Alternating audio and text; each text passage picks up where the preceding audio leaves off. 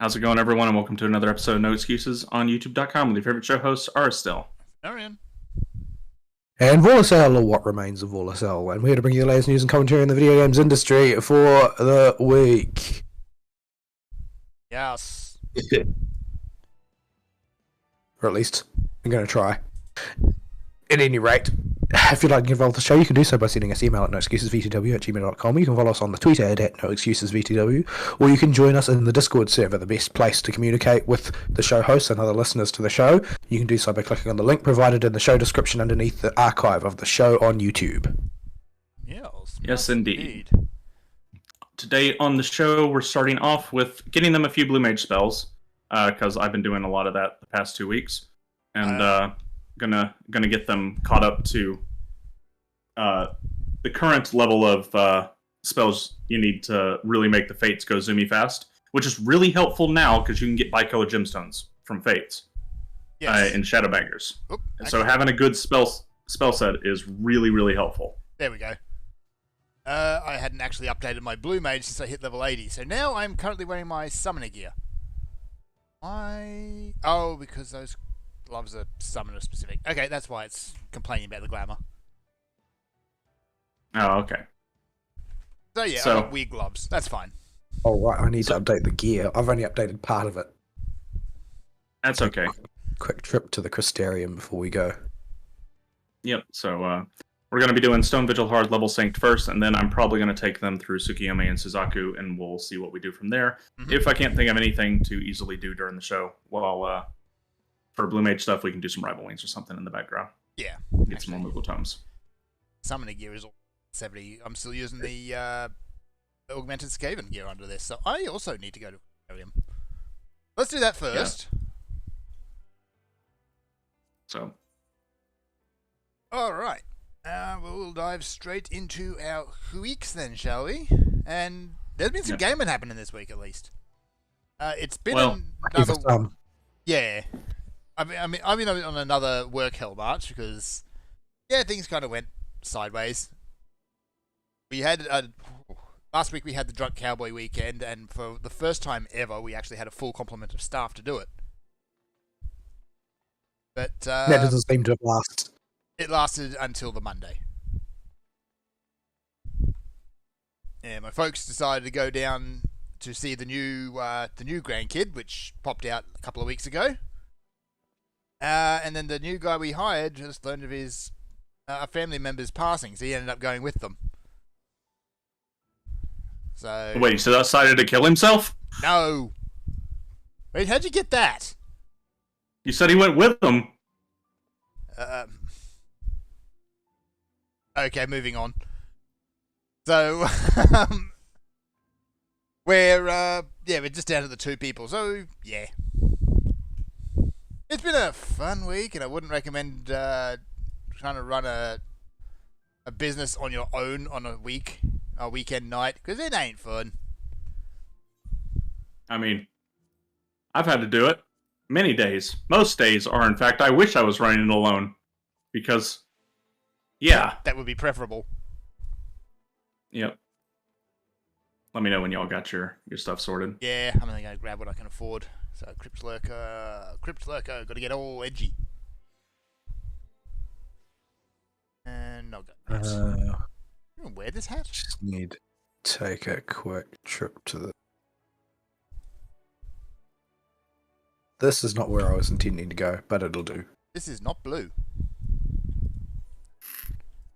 Do I have any blue dye on me? No, I need to correct this because I'm not blue. Not urgently. And don't worry too much about that. That's alright. I'll probably re-glamour it again anyway later on. I admit though, the Crypt Lurker casting robe does look actually quite comfy. It doesn't look, other than, how frayed and, edgy it is, it doesn't look that bad, especially on a male character where the edgy look probably looks a bit better. Yeah. Edgy on girls just doesn't work. As you may have noticed, I went out of my way for my Blue Mage glamours to include even blue nail polish. More ruffles. Oh, zoom right in. Yeah, that's blue nail polish. But my two blue, I got my normal blue mage glamour somewhere around here. Don't know what I did with it. It has gotten lost. I normally just use one of my generic glamours, this one, for it, but since I went out of the way to get the wedding dress, you might as well. I had dyed it blue. Oh, I dyed a glamour plate of it blue. I have the pink one, which is the normal one, but it works for blue mage. And that's not a good action. Hold this, and if one goes in the idle stance, I think clonk. Yep. And why are you whacking me on the head? Because you're there. Actually, you're whacking my poor little Suzu on the head with it. Suzu, no. Just domed my dinosaur. So it should be extinct anyway. So you don't have to run away this week, though, because your business is closed. We actually closed the business today, and, got the word out that we would be closed because of emergency situation. But, yeah, it doesn't stop people from asking. Even people we specifically went out of our way to make sure they knew we would be closed, but they've still been ringing in on private numbers to ask.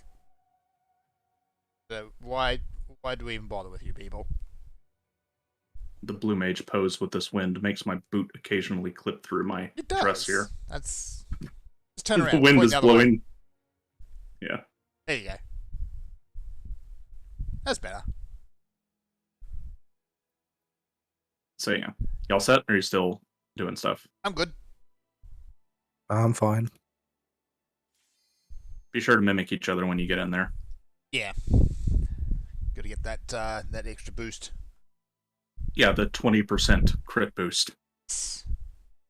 So anyway, 4 weeks. I've got one that overlaps a bit with Ari, and the other one is completely new. Which I got mugshotted. What's that? We got you two both got mugshotted. Yeah, that's gonna happen. I forgot to put toad oil on because I'm good at video game.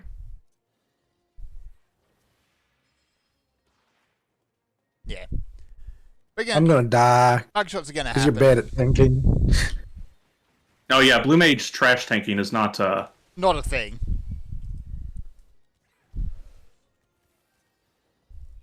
I got it. No, you don't. We're gonna die. I don't got it. I thought you were good at this crap.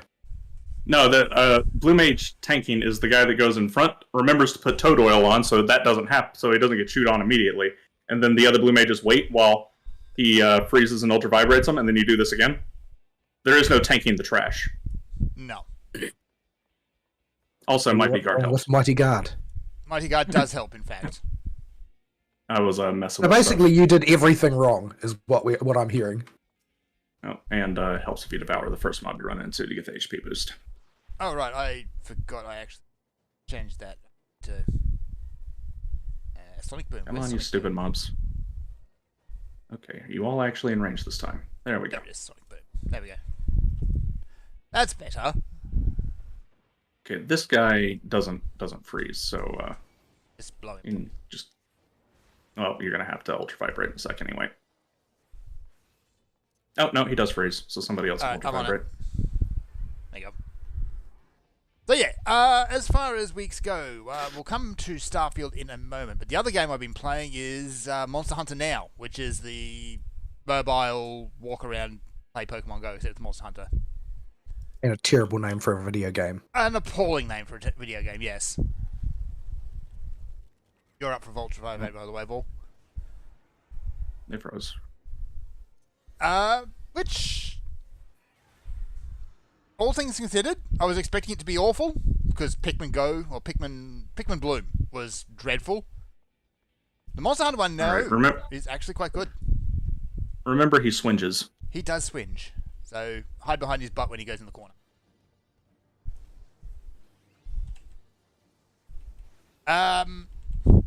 So basically, it's the standard Monster Hunter loop: is there is monster, go fight. Monsters just spawn on the map, and you just pick them up, you fight them. You don't need to go to specific places; they just spawn based on a very arbitrary patchwork of biomes that kind of overlaps the world map. Whoop. trying to kill these things away from him. Have I made it in time? Nope.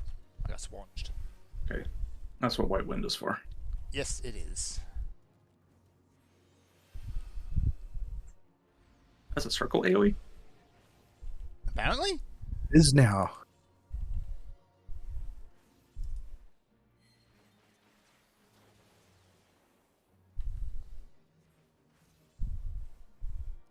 Oh, he's got the damage up. Can't get candy caned. Admit, last time I did this boss, it was loaded up with Primal Instinct, so he kind of falls over really quick in that case. Yeah, but this is more fun. It is.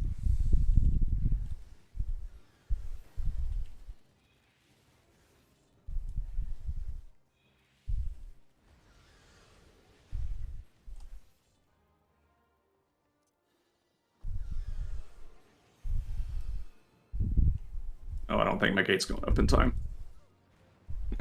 5%. Alright, there we go. You, Man, I love doing... Did you just I love doing these with Blue Mage thing. No. I just, I couldn't get my damage reduction up in time because I had the cast time. And cast was on cooldown. Alright. So yeah, by and large, it's, the usual fare for some of these games, Monster Hunter, is just walk around. There are the nodes on the map, which are the typical for the Niantic ones. In this case, nodes are just large resource points. Why did it dump me further ahead? That's a good question. Why did it? Because we cleared the boss, so it's going to dump you at the node for the next boss respawn. Yeah, I'm not going to Ultra Vibrate these. Just kill them. I need to get all my buffs set anyway. Nope, I almost Ultra Vibrated by accident anyway.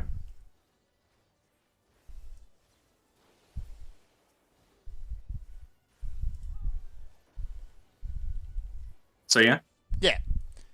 So yeah, that's basically that. Is you walk around the map, you pick stuff. You've got a Palico as well.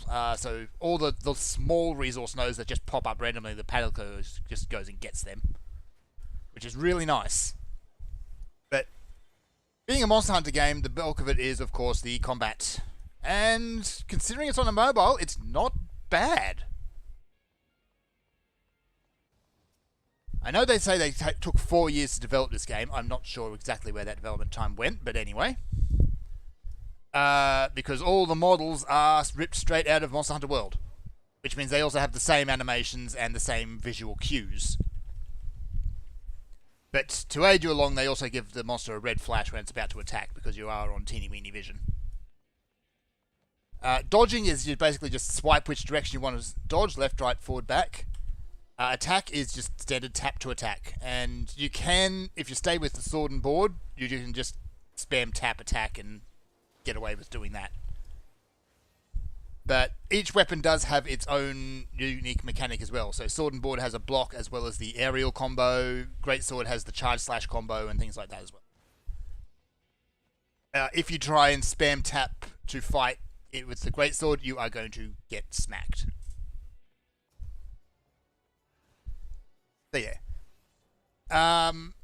it's for a mobile port of Monster Hunter style combat. It's pretty good. What are you uh-ohing? I just got punted from the game. Why did I get punted from the game? I mean, you got disconnected? Yeah.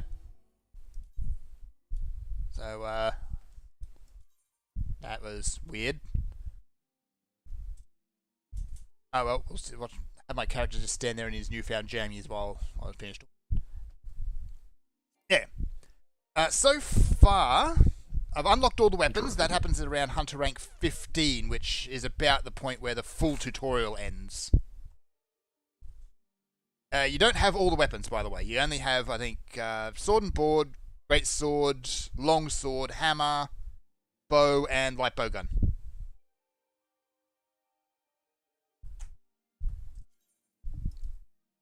And the monster progression is going fairly much in line with World, at least initially.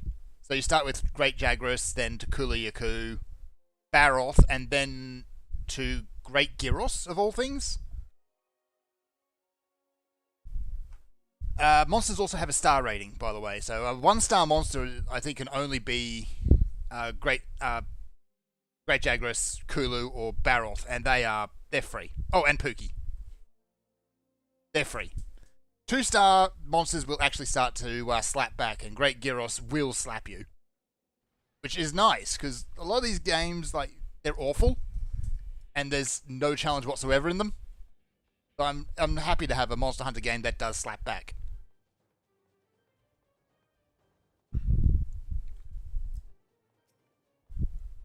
So, yeah, I'm probably going to actually keep playing it. It is enjoyable.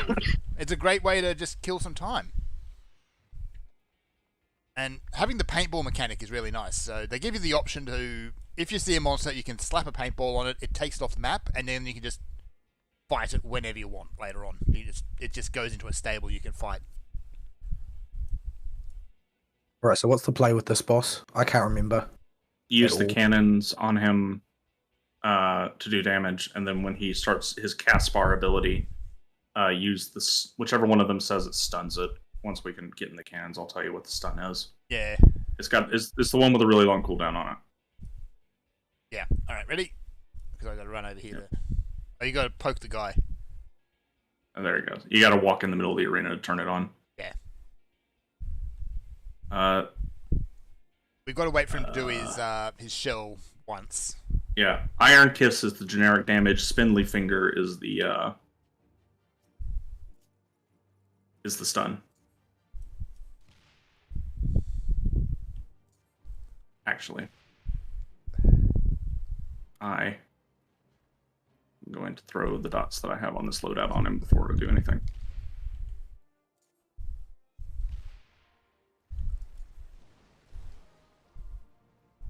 And all of us have White Wind, so if you get in trouble, just top off the cannon in White Wind. And don't hit him while he's got Diamond back up.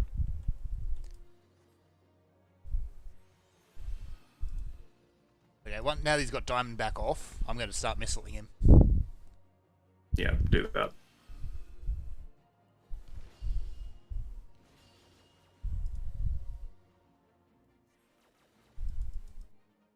Oh, I'm immune to deep freeze, those jerks. That's okay.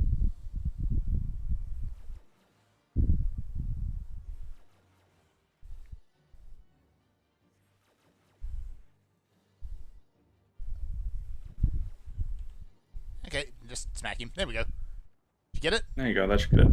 Yep, action learned. Lovely. Yep, cool. So that should be the only just one I have out to do. now, right? Yeah, we can just leave dungeon. Yep. Oh, we got 2 of those. Okay. So slap that on your bar, and if you get triggered for a stack up marker in the very last phase of Tsukiyomi, press that button. It has a cast time, so you might want to put Swift Cast somewhere close by. Actually, I need to arrange my Blue Magic book and put that on there. I was able to do this on normal as a summoner with Ibu, so hopefully. What do I take off my bar? I'm going to take the look off. Probably don't need sticky tongue. Great as laser eyes are, I don't need them. Where is Diamond Shell? Stuff to actually put it on my bar. The reason I want to knock these 2 out is because they're very obnoxious. You need help to do them if you're a blue mage, and they take forever because they have an intermission phase. Yes. All right. So both the spells are stupidly powerful and auto includes on every single blue mage. That's definitely worth picking up. Yeah, regardless of set, you'll take both abilities, regardless of roll. So they're that powerful. Yep. So yeah. Did you still want the tank buff, or are you just gonna stay with DPS? Oh no, I'm going summoner for this. We can't level sync this one. Right. Well, if there were 8 of us, Yeah, and we would only have to do it once then, but we're trying to do a show at the same time. Yes. So just don't stand in yuck and don't get 5 stacks of the color debuff when we get to that phase. Alright, Tsukiyome.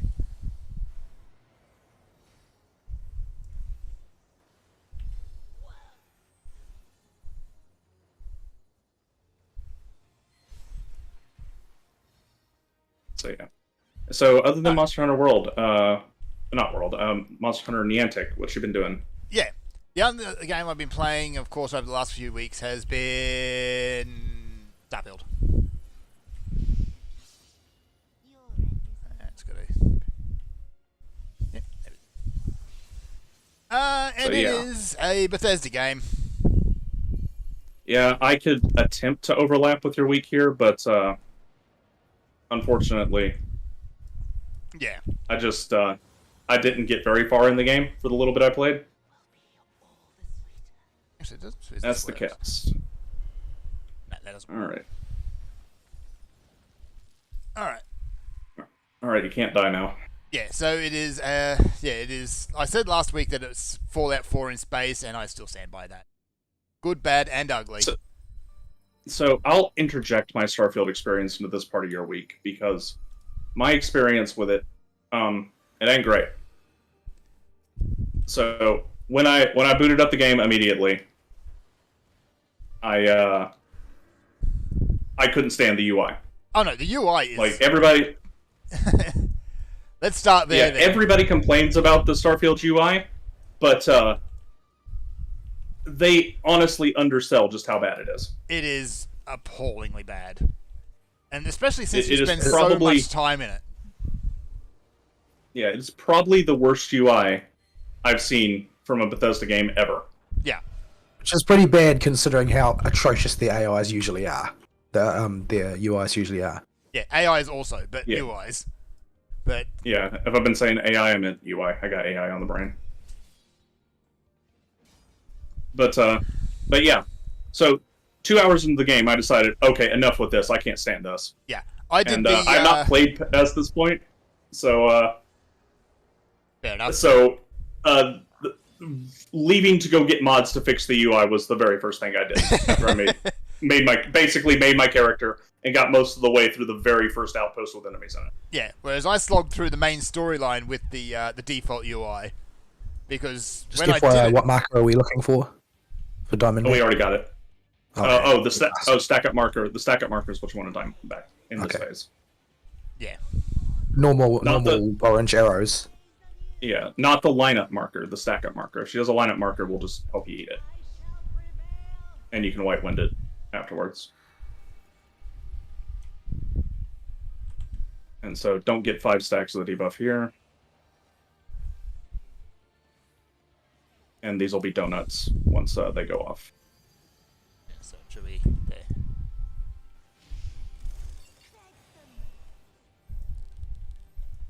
That's the lineup. I can't go on black side. You guys have to eat it. It's okay. As long as one person stacks, the other person should survive as long as they heal right away. Yeah, which is what white wind's for.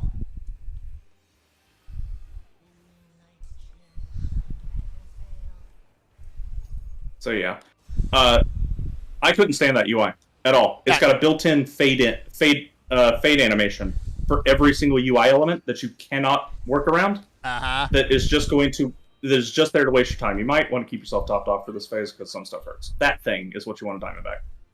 Okay, Diamondback that. Yeah, it's not just that fade in too. There's other elements that do seem to be there just to waste your time, like that's not fair. The docking animation and the landing animation, which you can't skip. Yeah, there's a mod for that too. There's a mod for that too. But yeah, the UI itself is big, it's clunky, it's slow, it's just... Oh, why? I'm totally You are totally I'm totally It's okay if this... Oh no. I swear, Fern gets it. I got it.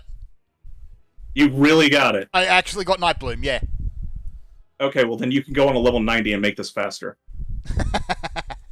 Fair enough. It's not fair. How was I supposed to know I was going to get it twice? Like, it takes a third of your mana to use Diamond back. It does, and it's got a cooldown and it on it too, oomed doesn't me. it? Yeah. Say what? Oh, it's a short cooldown. No, it's got a short cooldown, but it oomed me to soak the first one. So yeah, it's just 2 level 90s. There should be no way she gets to that point. So Fern turned into something that's level 90. What should I take? I'll go through Sheenist. Speed it up. Anything that does damage.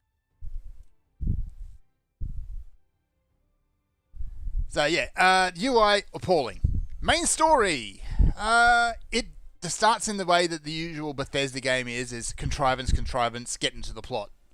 So you're finally awake. Yes. Even more so than a bunch of video games these days, the character creator, when you get out of the mining introductory, here are the characters, here's your MacGuffin section, it was just laughably awful. I could not make a Neanderthal. Yeah. And so I gave up and just looked up a YouTube video about how to get something vaguely resembling a human. Considering that they took a lot of Did you see what Fauna made? What did no, I haven't seen Fauna's thing yet. It looks like a grey alien. It looks like a grey alien, except it's green. Oh, that went badly.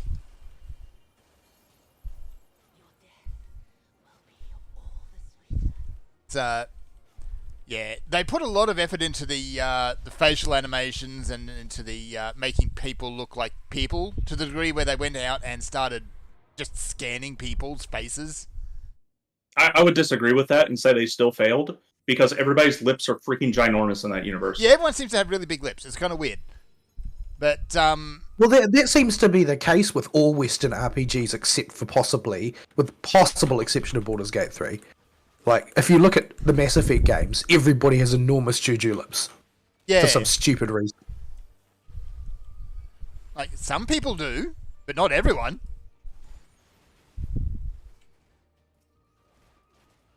But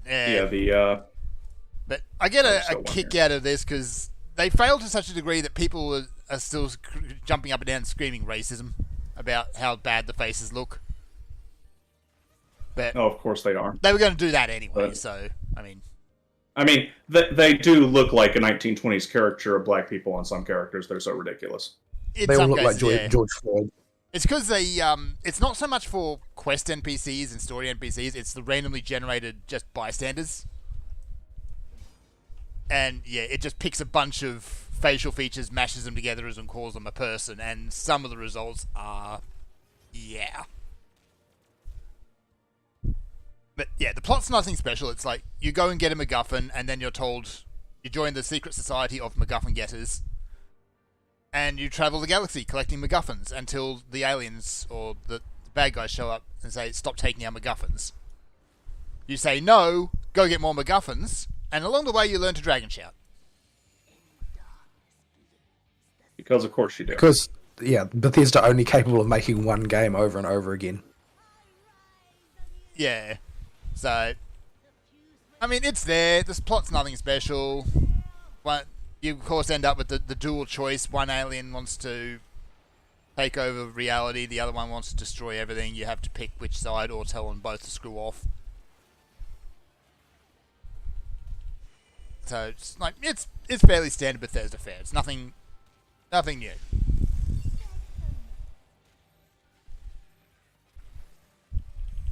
But, I honestly kind of enjoyed it for what it's worth, but I went into it expecting exactly what I got, really. A big old pile of buggy jank. Big old pile of buggy jank.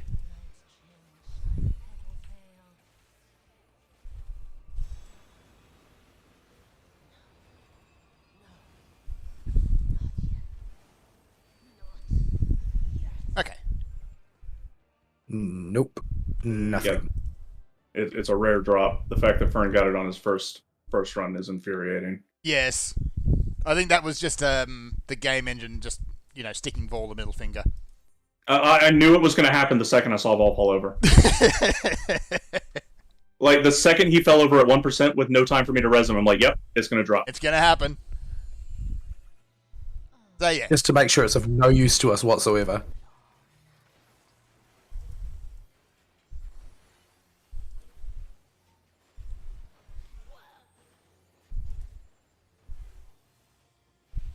Oh, I just derped my rotation. Why did I do that? It's okay if you derp it in this first phase. She's gonna, as soon as she finishes this mechanic, she's gonna go in the transition phase. Oh yeah. So, percentage is just gravy at this point. Hey, maybe I'm just gonna eat this hit. I'm just gonna eat it. I'm gonna greed out my cast, and there's nothing you can do about it.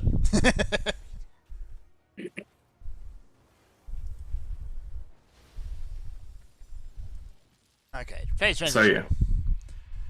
So yeah, I also just haven't been drawn in by the game at all. Its universe has not done anything to interest me in the first 2.5 hours. Its characters are super boring. It's not an established franchise with stuff I can look for. It's just it's failing in every single respect. If I did not get this game for free, I would not have bought it, or I would not own it to begin with.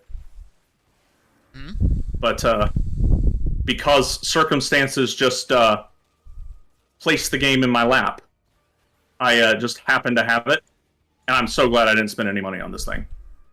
Yeah, if you're not looking for the Bethesda game, then you're going to be disappointed, because that's exactly what it really does seem to be one standard unit generic Bethesda game with all of what that implies, both good and bad. Mostly bad these days. Mostly bad.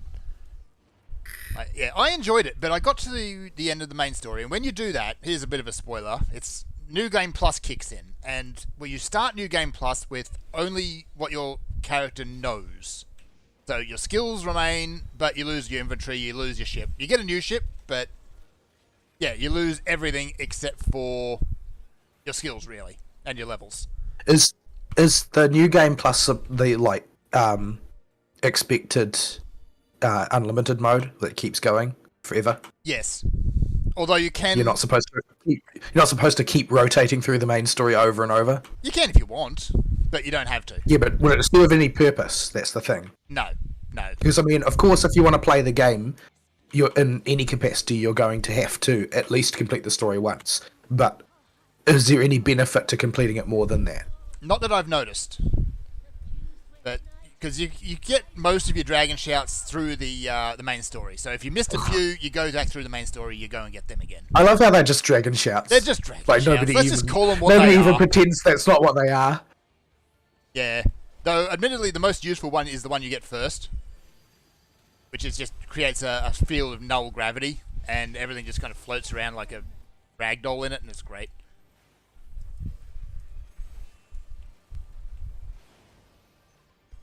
Yeah, there are other options, but the thing is, I hit that. Watch Dex Fall. Yeah, I hit that, and now I just kind of felt like, okay, well, now what? I could go and do all the side stories. Bye. Oh well, you don't need it. Don't need it. It's fine. She's gonna fall over. So yeah. Nope. Boo. Yeah, I just felt no compulsion to keep going. Yeah. At that point, the there is the outpost system, which supposedly you go to a planet and you build a base. Yeah, and yes, you can use it to cheese a lot of basically infinite money. But once you've upgraded your ship, why? Why bother? None of the shops actually sell high quality weapons. You use it to buy ammo, and that's about it. I think it's an interesting case study, though, right? Like, because you've got, like, let's say you compare the world structure of World of Warcraft with Final Fantasy XIV. Initially, a lot of people were very down on Final Fantasy XIV because of the heavy instancing, and that's a legitimate complaint in its own way.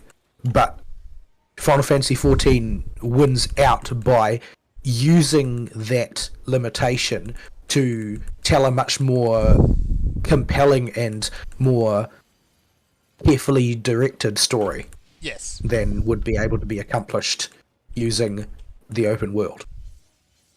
But in this case, we've got a similar comparison we can make between the world structure of Skyrim, which is a place that people literally get lost in, and Starfield, which is a place people don't. Yeah. So that's the big thing about Starfield, and Outer Wilds has the same problem. And that, I should have paid attention to the health bar, because I just blew my burst round. Outer World had the same issue where you've got a lot of actual real estate in the game world, but everything is divided by rather hefty load screens, transit animations, or fast travel in Starfield. So it makes the world feel tiny. Fast travel appears to be a giant culprit of not being able to capture anywhere close to the same magic as Skyrim. In Skyrim, you could fast travel anywhere, but you didn't have to fast travel everywhere. Yeah, and the fact that you had to walk there the first time did help a lot. Yeah, it's I sticking with Bethesda games. Like, Morrowind is, in terms of map size, not super de-duper huge, but no, it's not. Because the freaking fast travel system limits you to towns that have a strider at them to fast travel, or a place you've casted the spell Mark at and then can cast the spell Recall to return to, and you can only have one of those. It makes the world feel a lot bigger, and you actually have to learn the terrain and explore the world and go on an adventure, because you can't just teleport everywhere. Yeah. Fallout and Skyrim have an option to turn off fast travel. And I'm just going to call it convenience mode. It's a little embarrassing, but probably one of my favourite things to do in those games is to accidentally sequence break. Yes. To complete something way ahead of when I should, and then get the speech about how something is going to be arduous from an NPC, and then tell them, oh yeah, but I actually already did it. Yeah. But that can only happen in a rewarding way in a situation where you can wander anywhere on accident. Yeah, like the poster child for that for Skyrim is of course the Dragon Slate at the start. Everyone's sequence breaks that. Oopsie. Oh, I'm Resin Fern. No, I'm not dead. I'm fine. Well, you feel real stink if you don't sequence break it. Vaul because then you've got to traipse all the way back. You go all the way back up, yeah.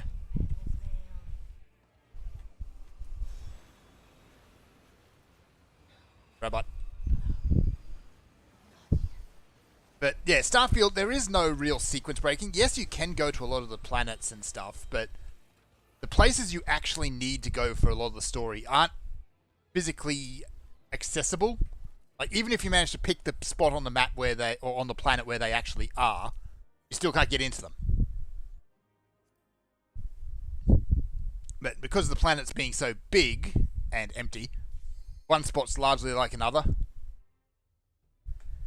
And that's the thing, like, the generated worlds, each planet generates a world that is roughly the size of Skyrim. Skyrim, the zone.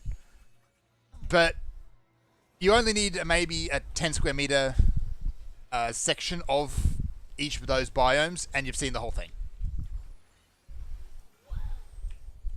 Yeah, it's like, from what I've seen of other people playing it, it's just there is usually one outpost somewhere that has the interesting stuff in it. Might be one or two things in the world if you're lucky, and the rest of it is just a little bit of stuff you can get with your scan visor for completion's sake, and then you don't need to go anywhere else. Pretty much. Like, scanning stuff is for money, really.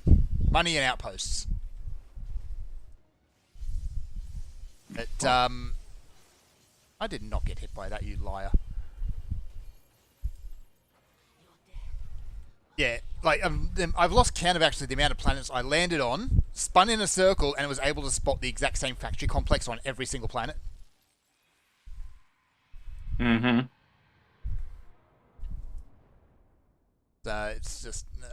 if you're going to do that, at least have a wide variety of points of interest. Not like... They've only got maybe 20, it seems like. Yeah. So every planet has the same places.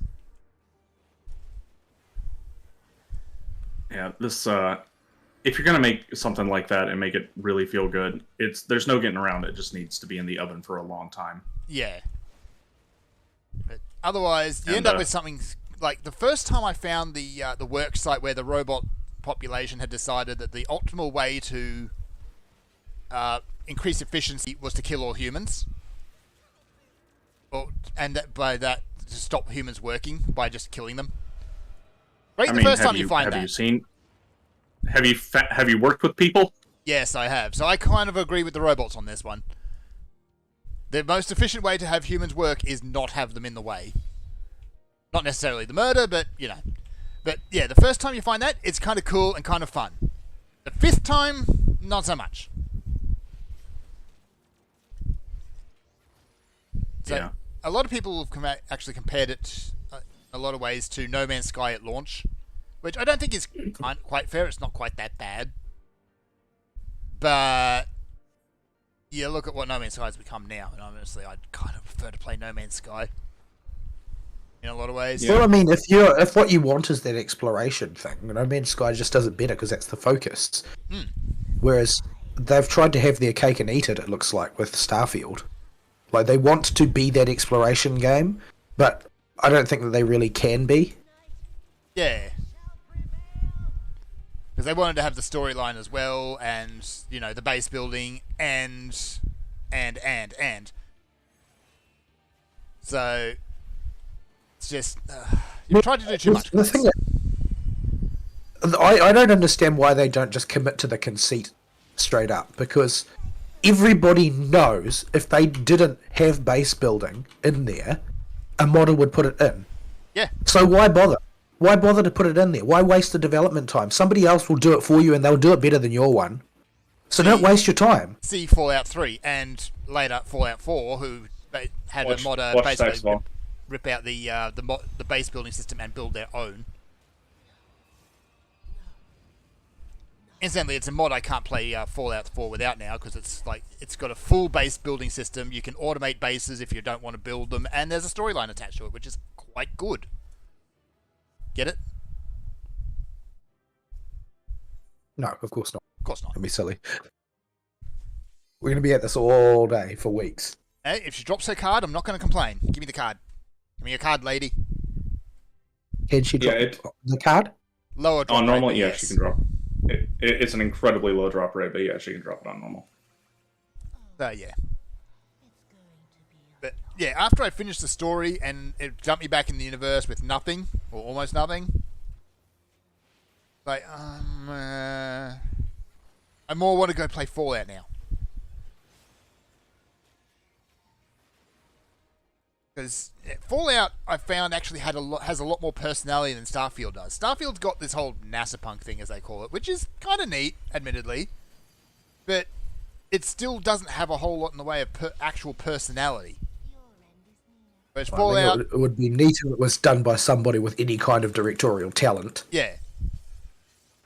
Like, in one place, you've got, like, the Togas and Towers ideal future society, and you go to a different planet and you've got the cyberpunk nightmare, and every kind of a mix and match in between, depending on where you go. Like the Space Cowboys is a faction. You can go there.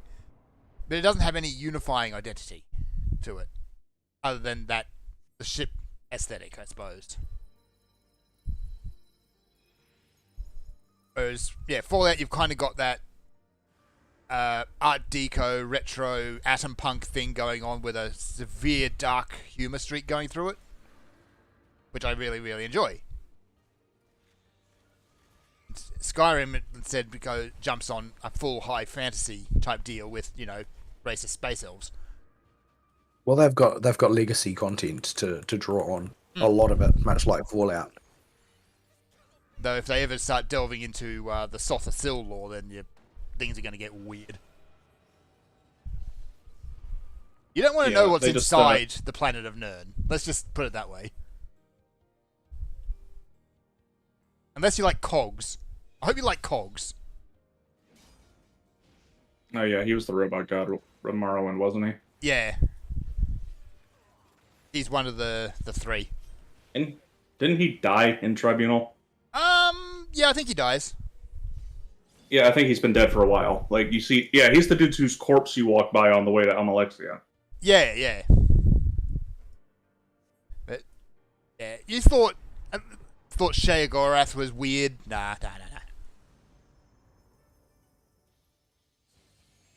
Shea Gorath is insane, but he's consistently insane, at least. So all the still stuff is just like, what on earth are you smoking? But, yeah. So, we'll see. Like, at least with their mainline games, Bethesda hasn't been, I guess, AAA company about their content. It's been launched as a complete game, and for the most part, it works. There's a few bugs. I've only had, again, the one crash. They're actually doing something about the lack of the Intel upscaling software. That's going to come as part of the next patch. Which is good, because it turns out the person who was making the mod to put it in there turned out to be, trash. Oh, was he another cray-cray like the G-Shade guy? No. Not quite that bad. He decided he's just going to start charging for it. Well, I got the card. Nyeh. Okay, so you both got the thing the other needs. Great. Yes. Yeah, you can buy a cheap... Oh, you get the cheap, dodgy version for free, or you get the actual good version for like $20. Which opens the whole argument about paid mod shenanigans. That's an argument for another time. So yeah. I think I'm done with Starfield initially. I've done the storyline. The side content's fun. There's a scummy corporation you can go and work for and do good old-fashioned corporate espionage if you really want to. There's a whole bunch of other plots. You can go be a space cop if you want. You can go be a space cowboy if you want. I don't want to join the space fuzz. Did you see how many people wrote articles complaining about being able to be a cop? Just shut up. Oh, man, I went to the Eorzea collection. I hadn't been there in a while. Yeah. And there was a cat grill glamour that was the fuzz as a cat grill. Oh, dear. The comments were not nice. Was at least a few people there in the appreciation of the pun? No, because nobody called it the fuzz. Boo. But, yeah. I mean, I don't like the fuzz either. I don't trust the fuzz. The fuzz in general are bad juju. And are not on your side when they show up. But, the fuzz are a necessary evil. And people get so spurgy about the fuzz. Well, they are when at least part of what they do is their job. Yes. If you look at, say, like the fuzz in the UK, where they pointedly go out of their way to never do their job because they'll get in trouble for racism, then they're not really worth anything. You might as well not have them. Yeah. Australia, yeah, they're okay. You get a few bad eggs, but by and large, they're fine. Just, don't do crime. No. Yours are pretty bad. I've seen them arresting people for stuff we're not allowed to talk about on YouTube. Well, that was Melbourne. That's Melbourne. You don't count Melbourne. We don't count Melbourne as part of Australia. I guess that would be like saying that every cop is as bad as the Portland cops. Yeah. Yeah, I guess I don't compare everybody to Atlanta, so... If you're talking about that story you linked me, because, well... I mean, what else are they supposed to do? That's kind of messed up. But let's not go down that rabbit hole. So, yeah, Starfield. It's a game. It is a video game. It is a game. Yeah, it looks distinctly underwhelming, and, I couldn't think of any real good reasons to actually play it myself rather than just watching VTuber play it. Watching fauna flail around? Because it just didn't seem like a particularly rich experience. No. Like, everything I'm not saying that there's something fundamentally defective about it. I'm just saying, it just didn't really look like it was worth my time. And, unfortunately, I'm an adult now. I've got to treat my time very carefully. Everything has to be a premium experience in order for it to be justified that I spend my time on it. Yeah. So, I think the best word I would describe Starfield with is simply adequate. It does and adequate is... It's not enough. It's not enough for me anymore. I don't have time for adequate. Yeah. So, well done, Bethesda. You made a game. Just if you, Mech Warrior is not near, or not Mech Warrior. What you call it? Mech Warrior. Armored Core. Armored Core. Ah, there you go. The better Mech Warrior. Mech Warrior. Yeah, Armored Core is not nearly as big, or even in the same genre. But but it's just, it feels like it's got so much more teeth there, even though it's such a smaller game in scope. It's got so much more content, it feels like. Because when I watch people play Starfield, I'm like, yeah, but what are you actually doing? MacGuffins. You gotta go get the MacGuffins. Like, it just seems like there's no meat on that content that is there, and the content that is there seems very, very spread out. Yeah. So, I will give Bethesda one bit of credit, which they've shown in the past, is that even though they've moved to a smaller DLC model, is the DLC packs they put out for their games are still fairly meaty.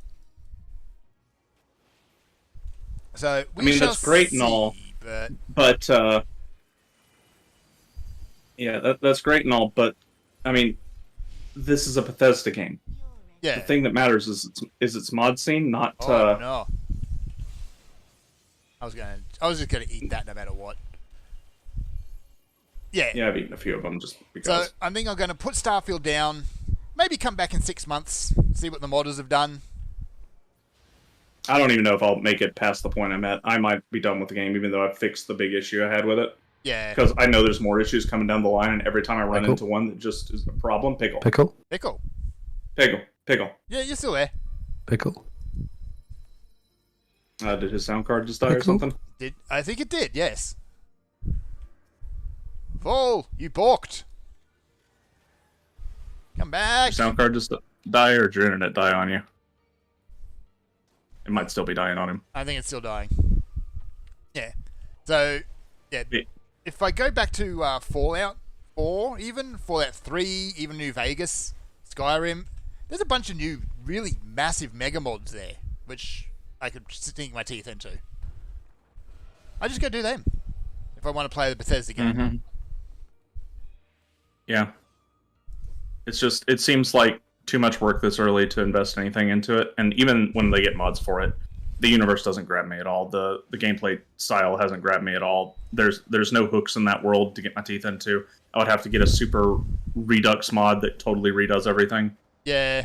Like, I don't know if I'll make it past the point I'm at. I might put like another hour or two in it and give it a shot to catch some of my interest, but I was not going to buy this game to begin with. It doesn't seem very good. I would rather sit here and games, so the game's not made by Bethesda, like New Vegas. Yeah. Yeah, but then they did Outer Worlds and fell into a similar hole. So. Yeah. Well, I'm not saying anything about that company. I'm saying about Bethesda. Like, taking what Bethesda had done and then doing it better is the way you get a good Bethesda game. Bethesda's incapable of making a good game. Yes. What they are really good at, I think, is making a good framework. I'm not talking about the engine, though. Not the engine.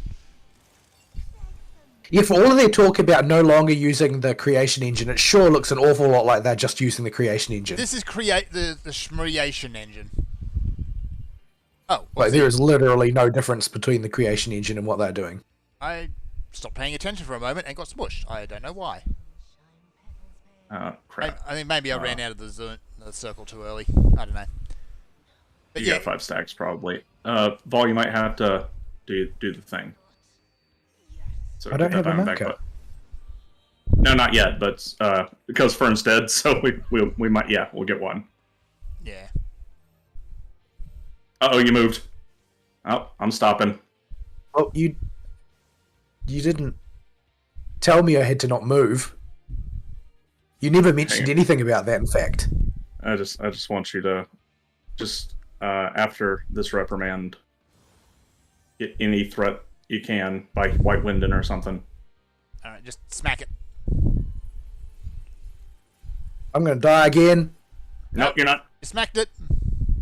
It counts. Yeah, but it doesn't matter. Didn't get it. The game is being a butt. Yeah, she's a butt. I prefer her be a butt instead of Suzaku be a butt. True. Because Suzaku has the DDR minigame. So yeah, I think we'll leave Starfield at that. It's like it exists. It's fine. It's fine. But what a poor bar. Like, because this is the smash hit AAA right now. Like, people have forgotten that Armored Core exists already. Mm-hmm. The amount of people I've already seen who've gone through Starfield because to finish the story, I'm going back to Baldur's Gate now. Well, I mean, that's from all accounts, quite a good game. It is quite a good game. I haven't seen anybody actually accuse Starfield directly of being a good game. No. I've seen it being accused of being a game. It's fine. It's functional. And she doesn't like me for some reason. But it's fine. But that's all I can really say about it is it's fine.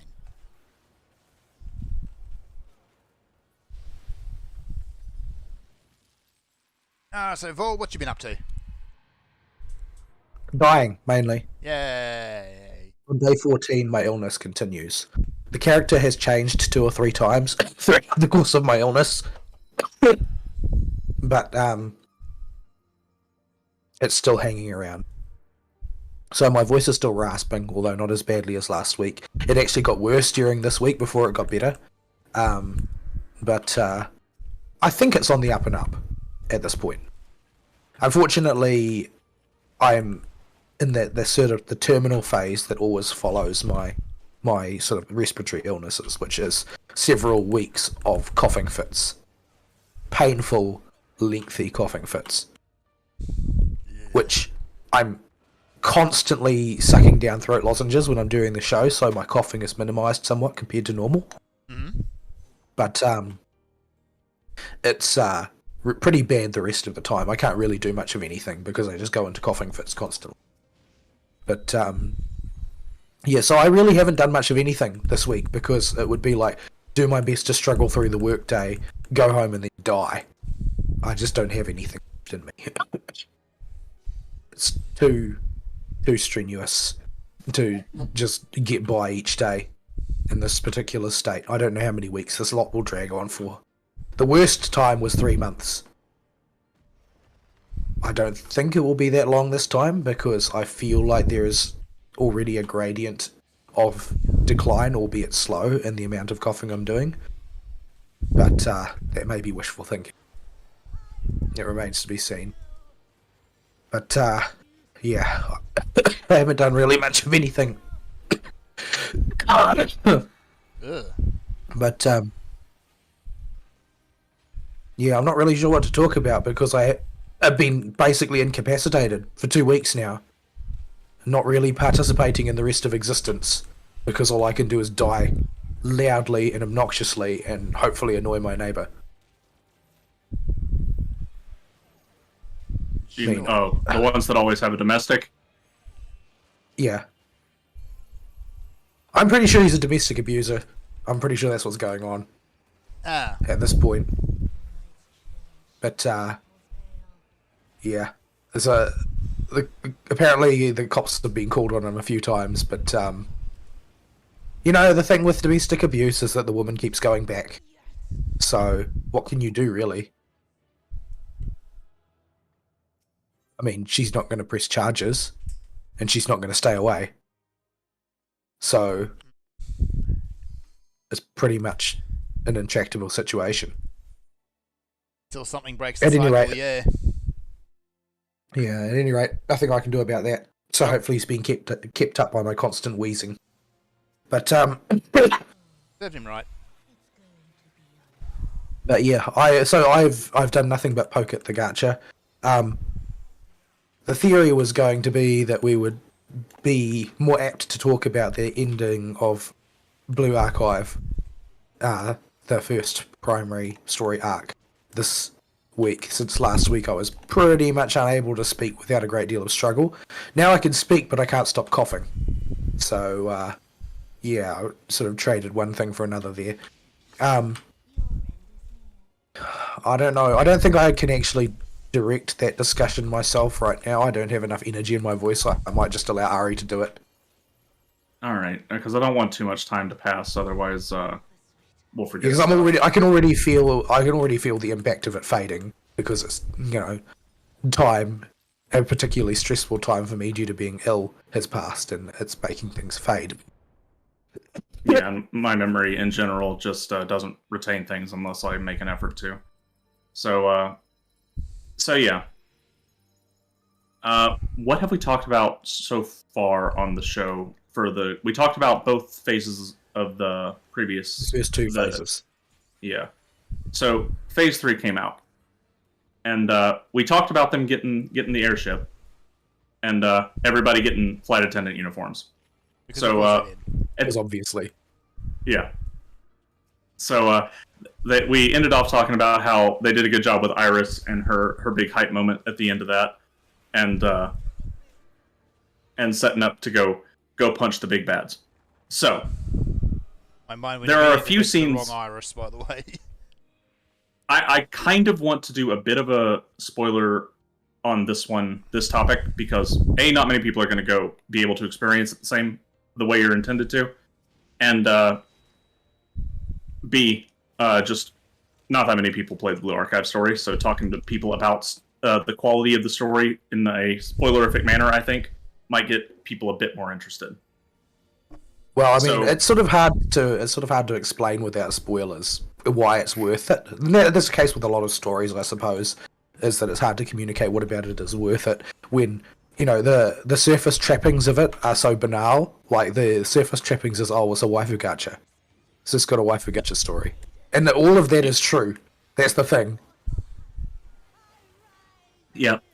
So, we open... I think explaining the finale will give people a better idea of what the type of story Blue Archive's trying to tell is, and maybe get them interested in whatever happens, might be happening in the future, because it's still ongoing. This isn't, the end of the game or anything. We're not spoiling the ending, just the ending to the first. It is a major plot arc with all of the sort of like important attendant revelations and climaxes, though. So it probably would behoove you not to listen if you are particularly interested in playing the story already. Yeah, if you've been contemplating it, just go do it. Like you've got our recommendation enough already, and just skip ahead about 20. Yeah, skip ahead about 20 minutes in the show at most. Not that our time estimation is ever any good. No. So right away, we could pick up where we left off, and we're now inside. I forgot what the stupid thing's called. Everything has a Babylonian name, so I can't remember what any of it is called. Yeah, we're inside the big floating thing in the sky. That's where all the energy is being drawn to and redirected to summon the thingamadoodles that. The large machine. The large machine is the Ark of Atrahasis, but I can't remember what the seat region in the center is called. Yeah. Right. I don't know if we talked about the previous section. It's not that important. The mini event for part 3, where it had a very weird gameplay loop of clearing out each the surrounding sectors and gaining access to the center sector for the setup for the big mostly that was just gamey. But aside from giving everybody their sort of their moments to be awesome, the main purpose of that section was to establish that Shiroko was avoiding the Foreclosure Task Force characters, and then at the end of that, to establish the fact that the Shiroko that you'd been pursuing was not your Shiroko. Yeah, but one that still had some ties to the events that still happened in your Shiroko's life. So she's somehow related to it, but she is still not the same Shiroko. So this story sets up its big mystery of who is this Shiroko and who's the weird dude in the mask she's working for. And you see her running away from Hoshino and her friends from Abydos every time they encounter each other as you're getting up to her. And then the final phase of the event starts with Sensei reaching Shiroko in the center because she hasn't been present in the story. Our Shiroko. I'm just going to call the one that's not ours Shiroko Terror because that's what the game calls her. She's older, wears black, has a revealing outfit, has a more developed figure, standard villainous makeover. Yeah, basically, there is a as yet not fully explained trichotomy in the setting where there are things called mystics, things called terrors, and things called sublimes, and everything can be mystic or terror or sublime, but it's not established exactly what those mean in any very concrete way. Yeah, I can tell you've got the zigzag by your name. So I'm probably going to get smushed. No, you're already phased out, so you'll reconnect mid-fight. Okay, good. Which means save your mana and get that diamond back ready. Yeah, so there's basically these different forms, and one of the functions of the chroma is to invert a mystic to a terror. Yeah. That only applies to things that are already mystics. So a character like Sensei, who is not any one of those three because he's an adult and a conventional human as far as anybody can tell. He's just a guy. Should not be able to be transformed into one of those three because he doesn't start from one of those positions. But the other characters, like all the characters you are familiar with from Kivotos, are all nominally mystics, of which the most powerful three are Hina, Hoshino, and Shiroko. Yep.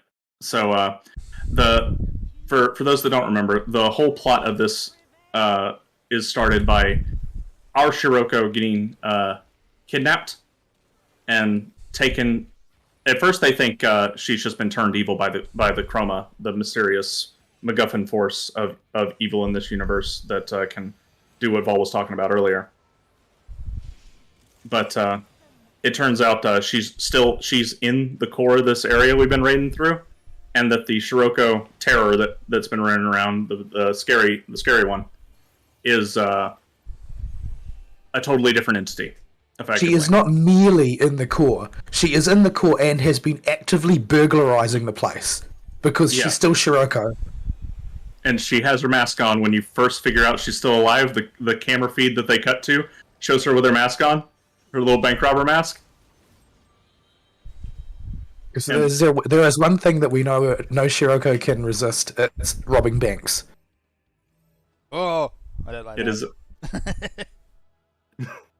So yeah, Sensei eventually makes his way to the core and pulls up beside Shiroko and decides to help her escape from Shiroko Terror while still dealing with the problem of Shiroko Terror and her masked buddy, who are channeling all the energy into this monstrous space station thing to cause problems. I mean, if you think about it, the Throne of Naram Sim is basically a vault. So of course you have to break in. Yeah. I guess Shiroko just took the more direct way. So yeah, the whole raid is you fighting Shiroko Terror to help normal Shiroko and the rest of the students that are inside the Ark with you to put a stop to the nonsense that it's causing and rescue our Shiroko. And boy, howdy is that rage shenanigans. Yeah, it was very interesting to finally noodle out a team, and I had to level up a few times before I could do the level 70 version. I had to overlevel it by 5 or 6 levels, I think. Yeah, I could not do it in a single pass. I had to do a 1.1, which is 2 attempts, basically, because it costs 10 tickets the first time, and then 1 to rejoin an incomplete run. and I could not do it in one go. Like, I could not work out a mathematically possible way of doing it. Yeah. But if you have to do that, it's not that much less efficient than if you're playing at the level we are. It's still plenty of rewards, and I only got the one clear in one attempt. Yeah, like, the margin is pretty tight because of the sort of, it's hard to measure how much time you're going to need for the final phase because there's no health bars involved. The burn phase at the end is really rough, and where I kept getting stuck. Like, it did not matter what type of team comp I tried to run, whether I tried to run a hyper carry Mika comp or a team with a bit more diversified damage.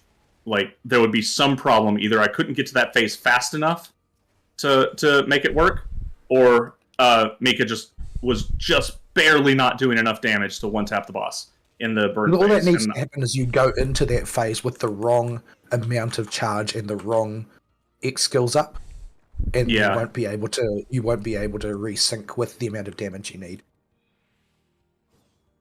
Yeah, and one of the more frustrating aspects of the gameplay, and I imagine bothers high-level players a lot, is repositioning characters, and especially multi-character repositioners, and their propensity to drop characters in. Yeah. You have to learn where each character I don't want to hear it. You did it with Track Yuka. That's as easy as it gets. It doesn't get any easier than doing it with Track Yuka. I'm talking about the mechanic of the characters repositioning themselves in general and how frustrating it is. Yeah, but the thing is that Track Yuka has such an enormous radius that most of those effects will be dampened. Like, I've used borrowed Track Yukas before, even though you do get walk back and the repositioning is kind of a crapshoot. With Track Yuka, there's about a 90% chance it's going to be successful. Yeah, my Track Yuka wasn't leveled up until this event, and had no points in any skills, and I had basically no Millennium materials left. So I could not get her EX skill or her shields up to a adequate level, I would say, to make the people safe. So repositioning was a big deal for me. I did not have Track Yuka at all. I used Kotori. And let me tell you, that is rough. You can do it. You can do it. It's attested by the fact that I got through. But it is rough.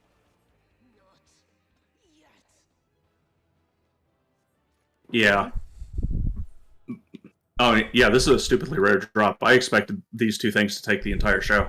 Ugh. If one show would still be kind of optimistic. Yeah. So yeah. I eventually got there in the end and was glad I got my very last tap. I had the juice for it. I got it. And I posted the damage report in mobile games, I think. You can go check it out there and see. It was the Hyper Mika carry strat that eventually got it for me. Ooh. Ooh. Oh no! Why are you trying to kill me? But yeah, I was I did get there eventually. So it was fun to learn how to do it in the fight. Not something I'm probably going to engage with very much with this game, because I enjoyed the story significantly more than the gameplay. I actually really like the gameplay. I mean, obviously I enjoy the story more, but I think that the gameplay is probably the most fun I've had in gacha gameplay. Like, I enjoy this gameplay more than any of the other ones I've played.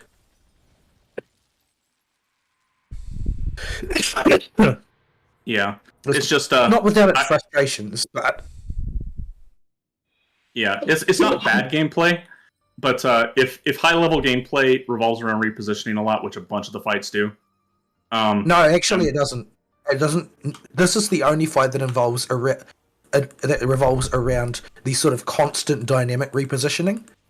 Mostly, other fights that involve repositioning have you reposition at a couple of key points in the fight to positions that are known experimentally to be statistically safe.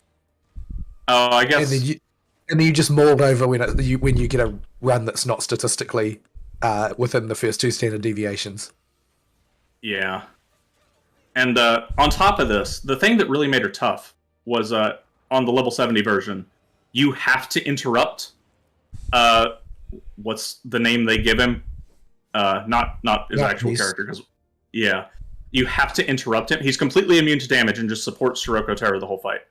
But whenever she does a helicopter attack, he will do an additional helicopter attack. And if you do not do enough crowd control damage to him to interrupt that helicopter attack, that's basically a scuffed attempt and it's game over. So you have to take a character like Summer Wakamo or something that can do enough stun damage to stop him. They have a move. I can't remember the name of it, but there's the alpha version and the beta version. And for the alpha version, Shiroko will do a line attack, and Phrenapites will do a donut attack, and they will overlap, so there will be safe regions. For the beta version, Shiroko will do the donut, and Phrenapites will do the line. Phrenapites always goes second, and the version of the move they use alternates throughout the fight. So it is actually predictable once you've done it enough times to see, and you can make sort of like educated guesses about where you should move each time, because they don't tend to move the locations of those donuts and lines very much. They tend to be in the same position each time. Yeah. So yeah, it's a little rough learning the exact positioning of where Shirayuki needs to dump you every single time. Stacks.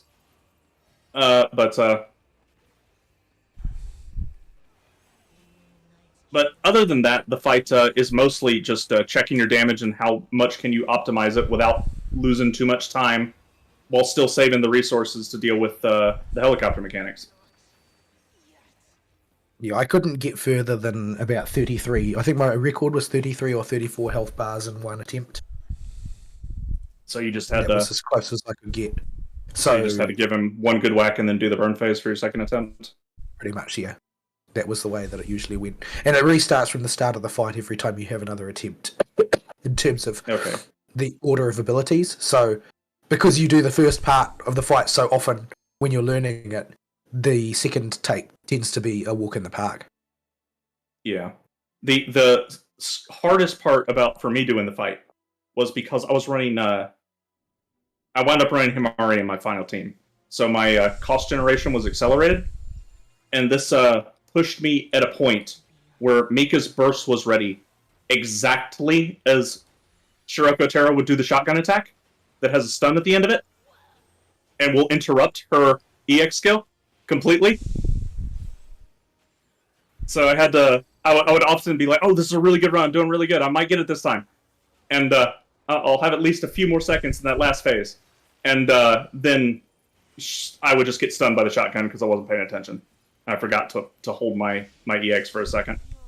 Yeah, I don't have Koharu, so I have to take a support healer in order to get through, because you can't do this fight without at least some healing, because Shiroko, even if you don't get hit by the AoE, she hits like a truck. Yeah, her grenade by itself does a ton of damage. One of my biggest issues was keeping Kotori alive, because Kotori is squish, but she was my only reasonable option to dodge the AoEs.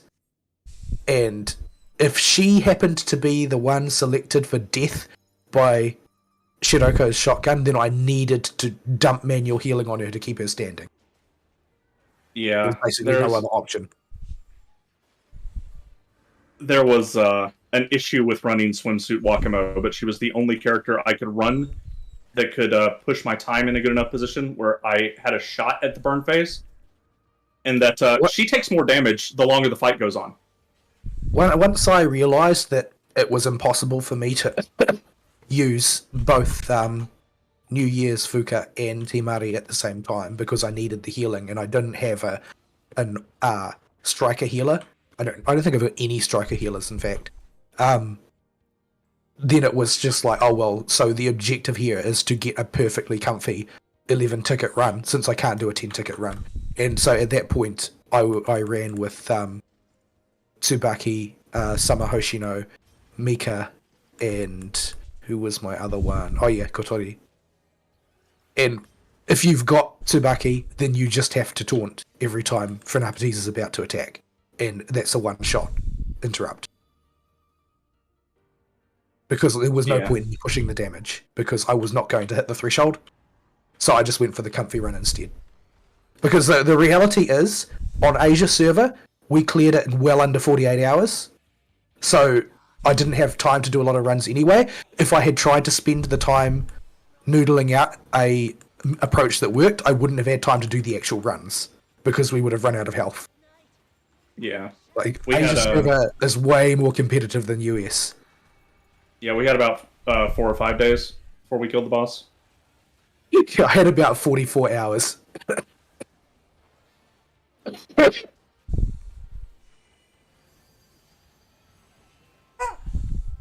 So yeah, and then that's the boss mechanically. Story-wise, the spoiler we're dancing around is who the guy that's supporting Shiroko Terror is, and it turns out that it's you, or your corpse, or something. Yeah, like it's not. She is from an alternate timeline where things went bad, and this bad potential future has been alluded to by other characters like the Dream Girl, in that's with the Japanese people, the Japanese animal, yeah, and it's also been alluded to as a bad feeling that what's her nuts at Trinity's gotten, the one that used to have prophetic dreams, yeah. So this bad future has been foreshadowed as a potential things can go down this route, and we need to try and avoid it in the vaguest terms. But you get to actually see it. The popular speculation is that that's actually the world line that we're on, except that we're on attempt 2. Yeah. Because the popular speculation is when, like, cause the primary monologue for the game is the one that opens with the GSC president saying, I've often spoken of responsibility, but I didn't understand what that meant. And the speculation, probably the most popular speculation right now, is that we're in a world line where the GSC president found a way to reset things, to go back to the start and send you along for the ride, except that she wouldn't go herself. So the speculation is that Shiroko's world line is one of the ones where the GSC president was present the entire time, but saw herself as taking responsibility for things by preventing Sensei from doing things she deemed irresponsible. Rather than, like, because everybody remarks at the start of the game that it's ridiculous that Charlotte be given such a free hand without oversight from the General Student Council, and as a result, Sensei goes around doing all sorts of frivolous and degenerate things from their point of view.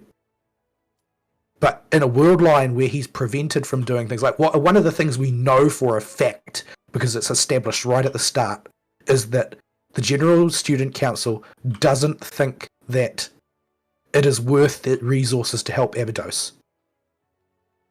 That's why Abydos is completely up shit's creek.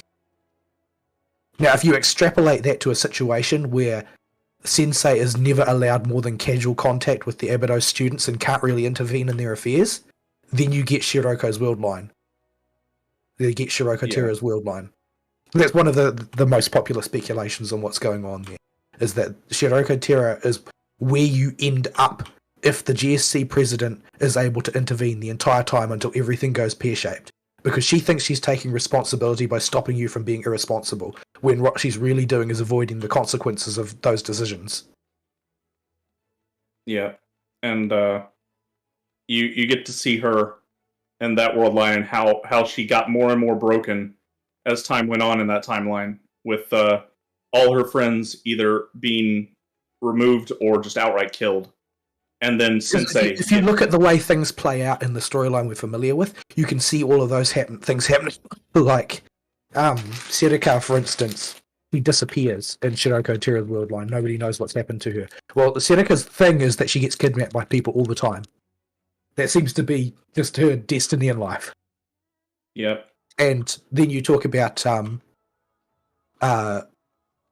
Hoshino getting killed. Well, Hoshino sacrificing herself because she thinks that's the only thing she can do is her thing. So it makes sense that without Sensei around, she's going to end up getting killed. Yep. And so all of the things that she recounts happening are things that would happen if Sensei was incapacitated and unable to help Abydos. Yeah. And despite all that, she still has some kind of relationship with Sensei in that world. The thing is that in that world, Sensei is still there and he's still trying to help people, but his ability to do so has clearly been curtailed by something.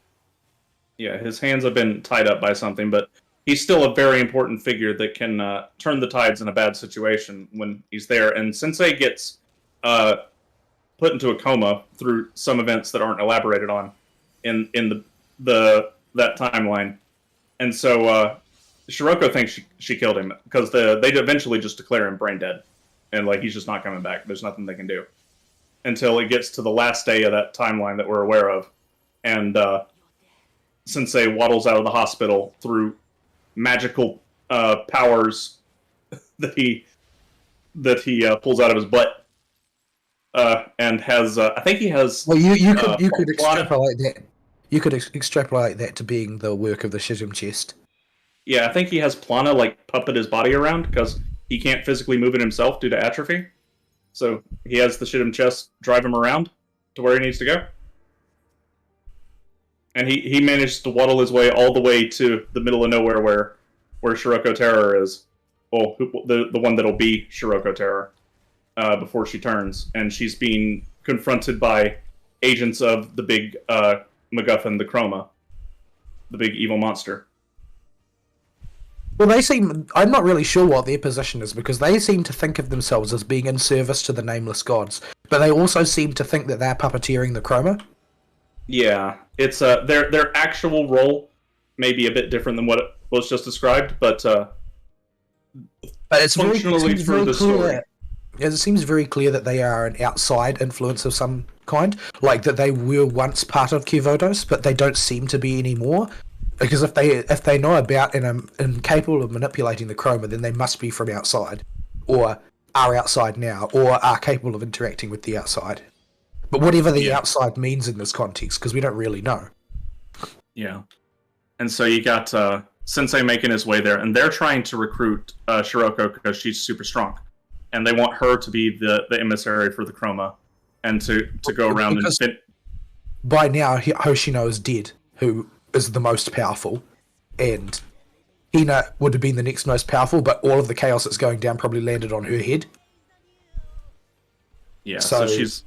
Yeah. She probably wouldn't be keen to go along with that idea anyway. They'd have to... What it is about Shiroko specifically that makes her special is not quite elaborated on. Yeah. So they're geared up and primed to make her their agent in this world to do whatever the Chroma wants. Apparently to just destroy everything. Yeah, just to be as evil as possible. And yeah, Sensei waddles up to her as they're doing this and like, what can you do? You're almost dead. And he's like, I can take responsibility for stuff. And he intercedes and becomes the actual guide in her place in his dying self. And he somehow gets the Chroma to agree to this. So Shiroko does get inverted and become Shiroko Terror instead of Shiroko Mystic. But Sensei shouldn't be capable of it. He shouldn't be capable of being inverted. He shouldn't be capable of being the guide of Chroma. And this seems to rather tick off the Feast of the Nameless Gods. They seem to be uncomfortably confronted with the fact that they don't understand everything, and that things have gradually started to slide out of their control. Yeah. Yeah. So he's now a corpse turned into the guide of Chroma for Anapates, who then proceeds to be... Well, Shiroko Terra thinks of herself as being the one in charge of Phrenapates, but to some extent she also appears to be following Phrenapates' lead. It's sort of hard to tell who is leading who. Yeah. But because it is implied by the end of the story that this whole thing was basically a con being run by Sensei to Yeah. As Shiroko Tero was the last one of his students still standing to get her out of her situation. Yeah. So and he succeeds in this by making contact in a convoluted way with the primary sensei during their fight with each other. And after you kick the same thing, GSC Council President bets on the exact same thing, right? Because the thing that she says is that you're not going to remember any of this that I'm saying to you right now, but I trust that you'll make the same decisions you always do. And that's the same bet that Phrenapates is making, that Sensei from the other world line will make the same decisions that he would, given the context. Yeah, it's basically he's looking at himself and just going, I know I'll be me. And how much the chroma has a hold on his brain, because it can really brainjack some people, as we've seen in the other arcs, is dubious, because he's not one of the magical things in Kavodos. But so he's also not alive in a true sense anymore.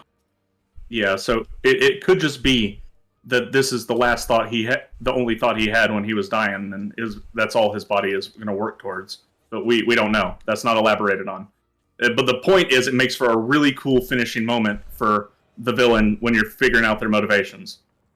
And so you've beaten Shiroko Tero down. She's down in the back, and Otherworld Sensei is doing his big energy gathering thing, and forcing you to basically blow him up, which you kind of have to, because he's the agent for the big scary space monster. So he can't be allowed to exist in Kavodos, otherwise bad things are going to happen. So this could very well be under his design as well, because it'll give the chroma a foothold in, and we've seen that even just depictions of it give it a foothold. So its main agent being here would probably be a pretty big hole for it to influence the world with.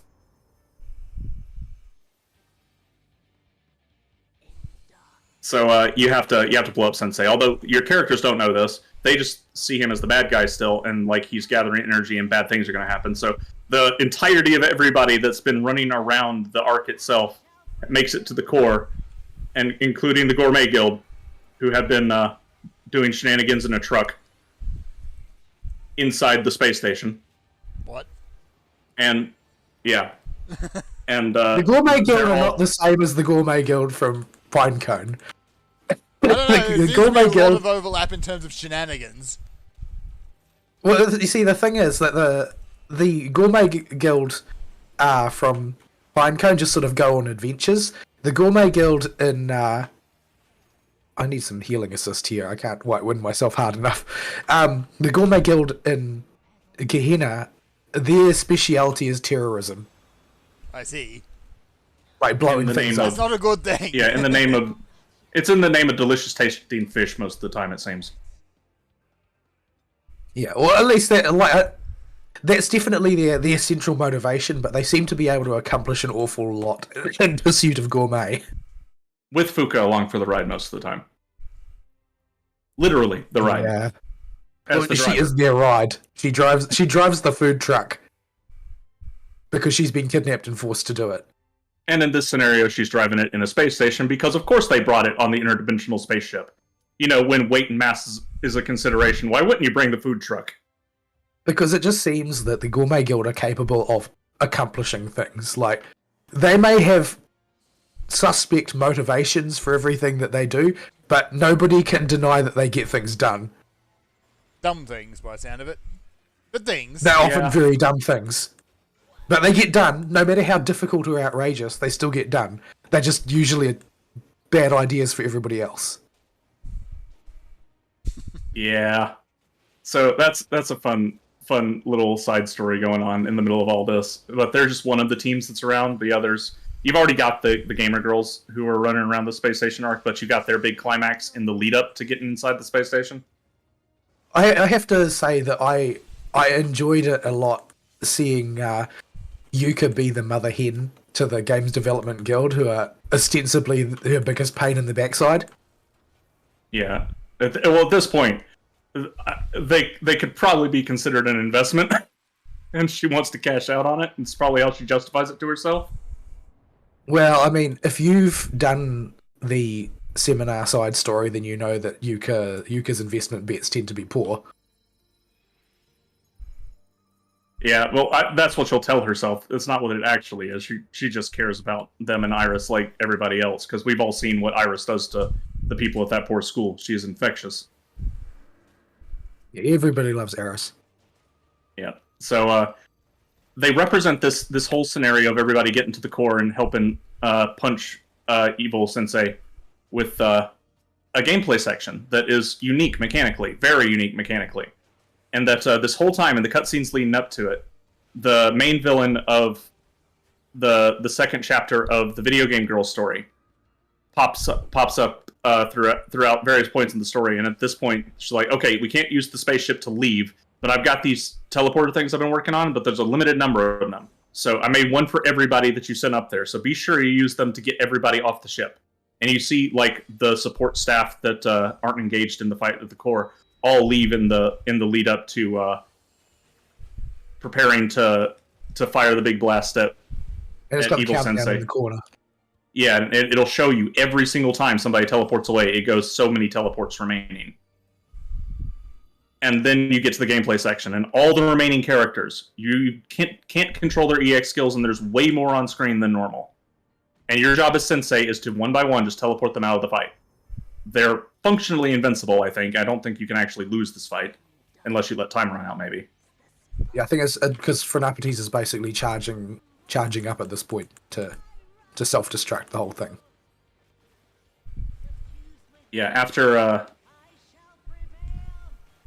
they fire the big laser from the spaceship to do the critical damage, you're given access to these get-out-of-jail codes, and have to, one by one, move your students off of the spaceship that's collapsing. And it gets down to the last one that Sensei's supposed to use for himself. And left in the back corner is little Shiroko Terror, who you just did a big raid battle against. And the way you end the fight is by sending her away instead. Because Sensei does what Sensei would do in both timelines, regardless of which one it is, which is protect his students. And it doesn't matter to Sensei that this particular one is from a different timeline where things went pear-shaped. Except there's one more student to save at that point. Yep. So yeah, Sensei is now stuck on the exploding spaceship. With Sensei and with your respective AI companions. Oh right, yeah, those two. So they are. You have inside the Shidam chest. You have Arona, who is there to say hey to you and pronounce your name if you do the name pronunciation file every single time you go into the mission section of the game. But she has minimal involvement with the story other than being the passive thing that protects Sensei from stray bullets most of the time. But when this happens, she realizes that how much Sensei cares for their students, and she comes to the realization that, wait, does Sensei think of me as one of his students? And there's another one that's inside this other chest from the other Sensei. Oh, we can't just leave them here either. We gotta do something about that. So Sensei tells Arona to rescue her, and she does. And so now Sensei's got nothing. He's stuck. He's going to go down with the ship, but because he's going to fall to Earth from the upper stratosphere. Yeah, but because he saved both his AI buddies, they are able to make a miracle happen with both their AI computing magic, and cause him to not hit terminal velocity, at least on his way down, and managed to survive the impact somehow. Unfortunately, they were not able to save his wardrobe. No, apparently there are many rumors about Kavotos of a man running around with burned off clothing that may or may not be Sensei, as the news lady reports, and this is a major scandal. It appears to be the only thing anybody is interested in talking about after the almost end of the world. Yep. Except for one character. And that's our little bank robber. Where in the most hilariously hilarious, touching moment that genuinely manages to land despite how ridiculous it is. I was saying to myself, it's like, she's not going to. She's going to give her that, isn't she? I know. Yeah. I know that this is what's going to happen here, but the tone is so wrong. But it just works. Unlike with Todd Howard, it just works. This actually works. So because Shiroko, at the end of the day, they're both Shiroko. Yeah, so they know what they're all about, and they know how special some things are to each other. So Shiroko finds Shiroko Terror out in the woods in the middle of nowhere somewhere, and to solidify a relationship between the two and show that she still has a future in this world because Sensei saved her. She wants to give Shiroko Terror something special. Now, she can't give her the scarf that Hoshino gave her, because that's a little too personal and too valuable. She doesn't think she could part with that. But what she can give her is her precious bank robber mask. And in this just scene that defies all conventions of being incredibly touching and incredibly silly at the same time, she just whips out her mask that you've seen her wear in all the cutscenes where she gets... Which is, her... for those who have not seen it, it's a ridiculous bright blue balaclava with a big number 2 embroidered on the forehead. Yeah, it's a ridiculous mask. And hands it to her with this custom artwork of the handoff. It gets its own in-game CG. And just... well, really touching, sappy music plays in the background. I think it's actually really very effective because up until this point, it's very difficult to perceive Shiroko Terror as being the same person as Shiroko. But when she receives that gift and then talks about her memories of the places that they broke into... Yeah, and this whole conversation's like, oh, we should hang out and do stuff sometime. Should we rob a bank? No, I don't think the Abydos girls would like that very much. They get mad at us. Yeah. So we can't break into a bank? No, but we can find other stuff we like to do. We like to go cycling. But it's not as good as robbing a bank. And then when Shiroko Terror mentions breaking into a vault in the bottom of the Sanctum Tower that nobody knows about. Oh yeah, they're all for that. You can see the gears turning in Shiroko Prime's head when this idea is brought up. So, yeah, it is a very silly scene that totally works. And it somehow manages to also be a good piece of emotional closure to the finale as well.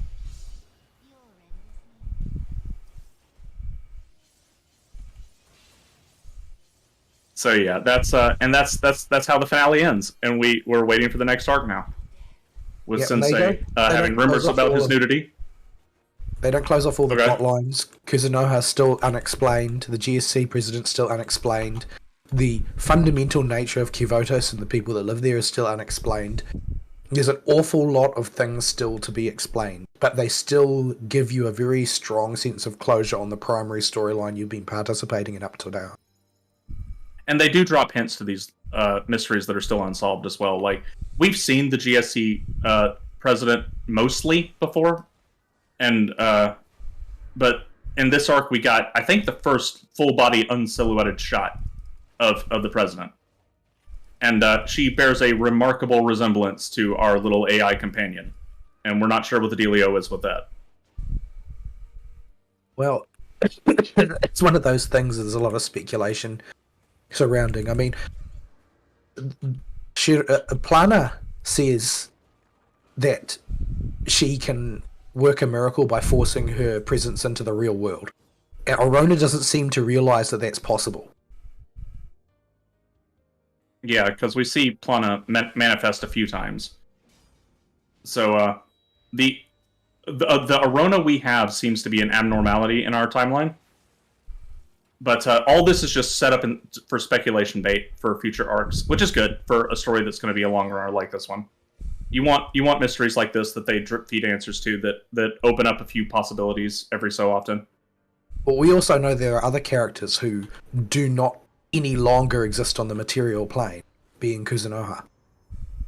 Yeah, and she gets a message. She sends a message to Sensei that basically says, "Hey, we need to have a talk." and we don't know where that's going.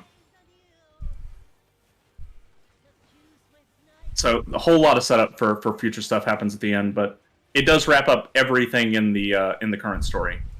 Yeah, most importantly, it is an emotionally satisfying end, even if it's not necessarily going to end any intellectual curiosity you have about the plot elements. It's definitely an emotional closure.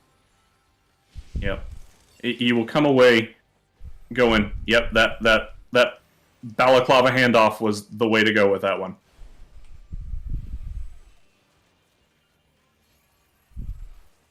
So yeah, that's the ending of Blue Archive for the first arc.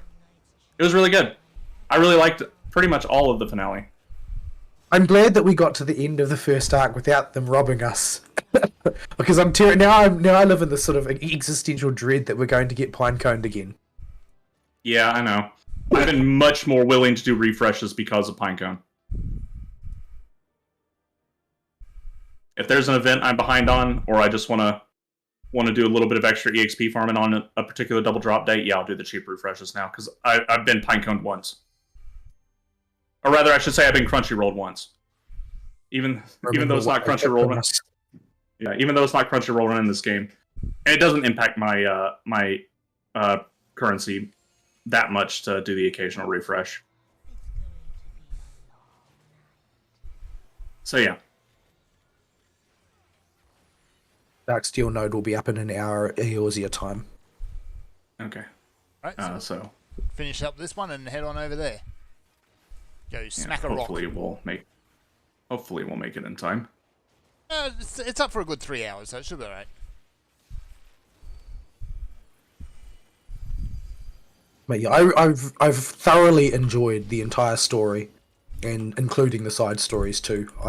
I think that it's extremely well told given the limitations of the medium, and it's a very compelling story with a lot of themes that you can mine out of them. A lot of these gacha stories, they are very light novel.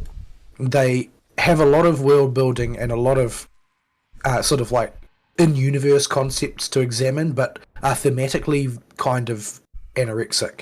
Like, they just don't really hold on to anything particularly important. They just introduce slews and slews and slews of plot complications without examining the meaning behind any of them, often because they are just complications and nothing more. But yeah, and the story in Blue Archive is sort of like heavily laden with meaning. And it sounds like they picked a theme and they keep at it. Like, yeah, it has all of the usual anime bullshit and silliness in it, and it's not jarring. It is at home there, but the sort of the core reasoning behind the way things are done and why they are done the way they're done is quite consistent throughout. I saw an interesting thread the other day where a lot of people were getting really confused and upset at how, and it seemed like about half of the people participating were confused and upset by the way Sensei acts towards Mika and Mika's character story, her bond stories. Thinking, oh, well, I don't know why he's treating her this way. Why would he treat her this way? I wouldn't treat her like this. It's like, well, yeah, that's because you're not a mature person. That's because you're a creepy weirdo on Reddit. Yeah, you're not thinking about the good of this individual. You're thinking about what would be emotionally satisfying to you. It would be irresponsible to behave in any other way. And that's the same theme that permeates everything, is about what is actually the responsible course of action for an adult to take in this situation. Because what is emotionally satisfying to you is not your priority when you have people under your care. Yeah, like if you're entirely, there's a lot of ways you can go about doing it wrong. But this story is about making the conscious decision to do it to do things the right way, even when it's difficult, and even when there's no personal glory for you. Like that, and that's what taking responsibility means, and keeping people safe, and upholding promises, things like that. You know, doing what you're supposed to. If you say you're going to do something, actually doing it. All these things fall into the purview of actually taking responsibility, even if it's personally inconvenient for you. But I'm looking forward to seeing how they explore more fully the plot arc with the General Student Council president, because I think that the speculation seems kind of likely, like her commentary about how she didn't understand what responsibility really meant, and that suggests that she believed that taking responsibility basically meant telling people what to do. Because there are a lot of people who think that that's what responsibility means. Oh, we can just leave the duty. I forgot about the node. Right. Yeah, we probably should do that. I get in my muscles when I get the fights burned into muscle memory. I just follow the same sequence of button presses. Beep boop boop. That's why I like doing stuff like the Blue Mage stuff for our show stuff, because it's just all rote muscle memory after a few attempts.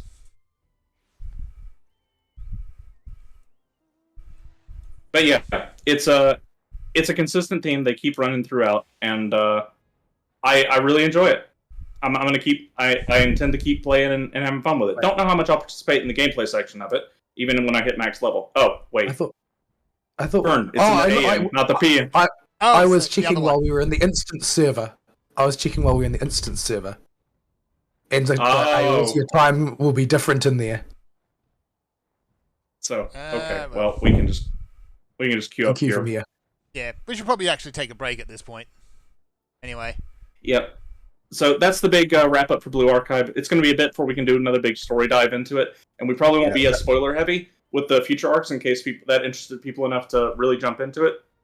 But yeah, I presume the rabbits will be up next because they've got the most immature story arc at this point. Yeah, and goodness knows they need it. So, all right, folks, here's some music. We'll be right back. Okay, and we're off.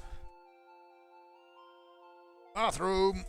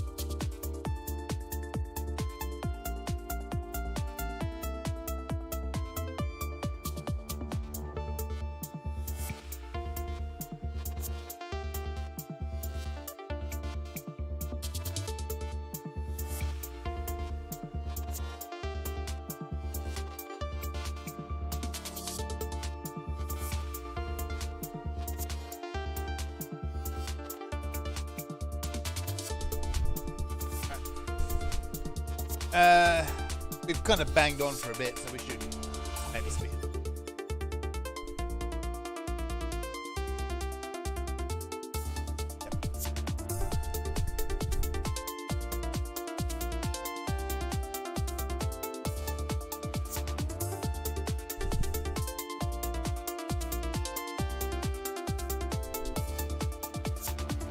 Alright, you back, Vaul? Bringing us back in 5, 4, 3. And we're back. Yeah. Right. So, calling an end to the Blue Archive talk, which I'm sure Fern is sick of hearing by now. What else did I do? I have mostly finished the current FGO summer event, which most people seem to have liked, and I thought was a little bit underwhelming because it was just generally less elaborate, and I didn't really feel like it was a very impactful story. But, other people disagree. I mean, whatever. There's no accounting for taste, as they say.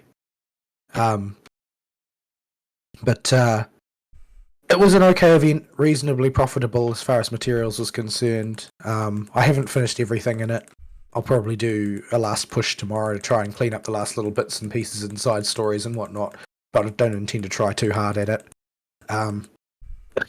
Fortunately, it was more or less a walkover for me, simply because the meta team that I've built over the past year is so powerful that I can do most farming applications, I can get them done pretty easily without too much trouble. Like, there are still some combinations that are difficult, but most of them I can womp fairly easily now and trivialize the farming portion. So I can basically just participate in the story however I please, which is really where I wanted to get to with that. Because basically the game is not very evolutionary anymore, and it's about to get stuck in a rut for the next 2 years based on what people are saying. In JP, they're introducing some new game modes which have some more sort of diverse combat puzzles to deal with, like boss rush type things and that sort of thing. But currently, it's just a bit blah. Like, FGO has really gone to seed at this point, and that basically aligns with what people who play on JP server were saying 2 years ago right now. That this is the point in time where everything slows down and people are just living from story chapter to story chapter because the core gameplay loop has gotten too stale and they haven't bothered to iterate on it enough. And that will really come to a head in about a year's time, where they add Summer Ibuki, who is basically an overpowered Omni Farmer who trivializes most of the gameplay in the game, and then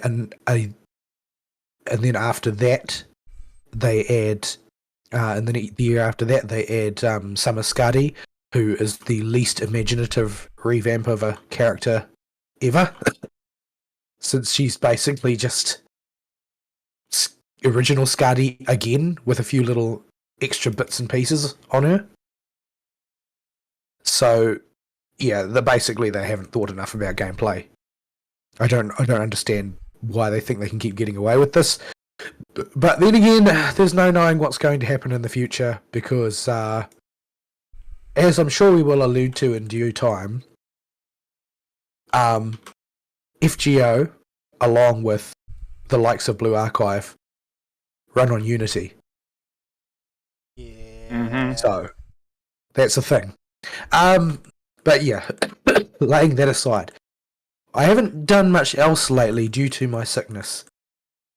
I did buy a cushion for my chair, and I already had a cushion on my chair. The cushion on my chair that I had before Stacks. was was one that I got at the warehouse, which is like buying something from, what is the American equivalent? Walmart? Probably Walmart. So it was just like, except with standard, it was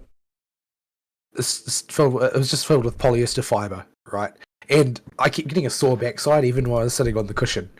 When I sit in a chair for an extended periods of time, and I couldn't really understand why it was. I mean, I got a cushion so that wouldn't happen, right? But it was happening anyway, and the cushion had basically deflated into a paper thin thing, because it turns out polyester is a really crappy cushion filling. I didn't really want to buy an expensive cushion, but in the end I just sort of like, well, I mean, I don't do anything else with the rest of my money, I might as well buy a semi-decent cushion. So I went and bought a cushion that is actually stuffed with feathers, and I'm not really sure why, since, you know, at a glance, it's not really any different from any other cushion, except it's got feathers in it instead of polyester filling. But for some reason, my backside doesn't hurt when I sit on this one. Huh. I guess feathers are just better cushion filling? Yes. I don't know. Maybe your butt disagrees with them more. I sort of always wondered why the feathered feathered cushions and pillows were so expensive and yet still so popular. But I guess they're just better. I guess this is the long and short of it. Is if you want decent cushioning, then you have to opt for feathers. So now I have a very comfortable pillow to sit on. Even if it's got that weird sort of slightly slippery texture that that feathers sometimes have. Yeah. But yeah. Better than that brick that polyester foam becomes. Yeah, well, it's not foam. It's the sort of that white cotton wool sort of fluffy stuff. Oh, that stuff. Yeah, that stuff's useless. Yeah, it deflates after you put weight on it for a while, and it won't reinflate. Yeah. You end up with the memory foam ones as well, and ultimately they become basically a butt-shaped cushion in the end. So, I mean, if you want a perfect stencil of your buttocks, there you go. Yeah, I use those for pillows because it turned out that... Because I had polyester pillows as well, or polyester-filled pillows, yep. And it turned out that they would work for a year or two, and then they would deflate to the point where my neck would be sore every morning. Hmm? But the memory foam ones have been okay so far. We'll see if it lasts. Especially if it's proper memory foam, not the cheap substitute. Yeah, well, I mean, it seems to restore its shape fairly confidently. But, yeah. My bed is also made out of memory foam. It's one of those, which... Yeah, mine is too. It has historically inflated fairly well. However, I've been sleeping on the same bed for about 16 years now, so it's starting to get a divot in the middle. 16 years out of a single mattress isn't bad. Yeah, like it was expensive, but I used to have back problems. And so when I left home, I decided my big expenditure, my big splurge, was going to be a bed. A really expensive bed. And getting a really expensive mattress basically made my back problems disappear overnight. It was like I never had any issues. As soon as I moved away from a spring mattress to a memory foam one. I guess that's one of those things. Sometimes certain types of padding just agree with your body better. But, yeah. So, other than mundanities like that, I don't really have much else to report.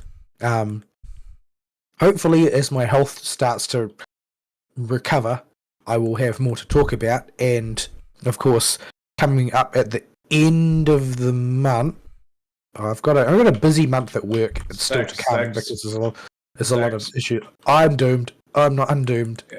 I'm gonna die. I was nearly doomed. It turns into a dot if you've got the doom on you.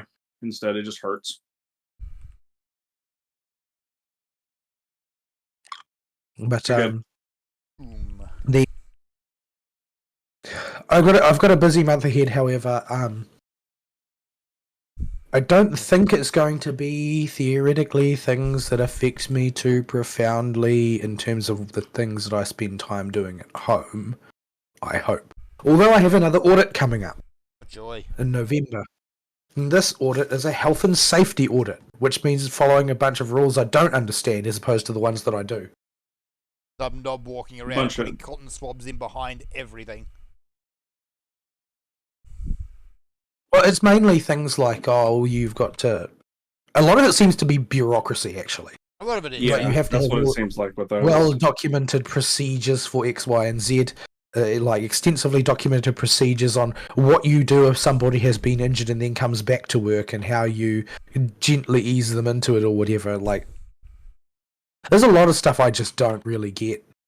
I don't really have much choice but to try and just mush on through that.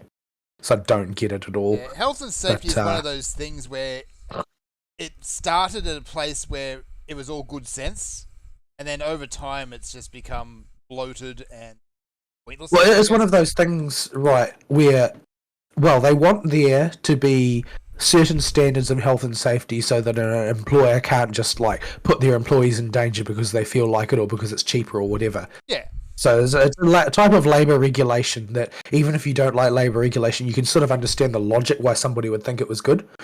But once you have an organisation established, that organisation will then become staffed by people who need to justify their continued employment, and it will become a jumping off point for introducing more government bureaucrats to the workforce. Yeah. So it is the sort of thing where no matter how well-intentioned the startup principle is, it will very rapidly dissolve into a bureaucracy that exists and expands for its own sake. Yeah, a place where common sense goes to die rather than anything else. Yeah, because you need to have more paperwork to justify there being people to monitor that paperwork. Yeah. Unfortunately, that's going to end up with an audit for me. We don't have a health and safety department locally any more than we've got a quality department locally, so it's still going to be kind of rough. However, I do have a health and safety rep that has been duly appointed, so she can deal with it. But is her job just to make these guys go away? Her job is to be the bulwark between me and the national health and safety edifice, the internal national health and safety edifice, whose job it is to be the bulwark between us and the government health and safety edifice. Right. So, yeah, it's a big bureaucratic mess, and it's going to remain a big bureaucratic mess. Toward the end of this month is going to be the release of Fate Samurai Remnant, which I'm looking forward to. Hopefully I will find some kind of way to finagle a day off to play it, maybe. I hope. That would be nice. Can't bet on it, though, because things are going to be busy. And anything that happens at the end of the month is liable to collide with stock-taking time, which is one of my least favourite jobs, because it involves running all over the site, counting every single piece of consumable item that we've got. I'm not a fan. But, yeah, so hopefully I'll be able to invest some time in playing that. And then the month following that is Cry Makina comes out, which is another game that I wanted to play. But, no knowing if that's going to be any good or not. You got the card? I've got 3 of them.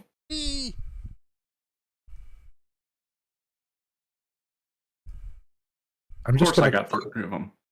I'm just going to quickly check my Blue Magic spellbook to make sure I never got this. What number is it? Number 104. Because I'm pretty sure I haven't gotten it. No, I haven't gotten it.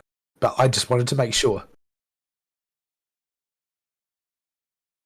Yeah, this one's super important. It's every single Blue Mage runs it in pretty much all their loadouts. Even when it's one alternative spell would be better, this thing is just way too good.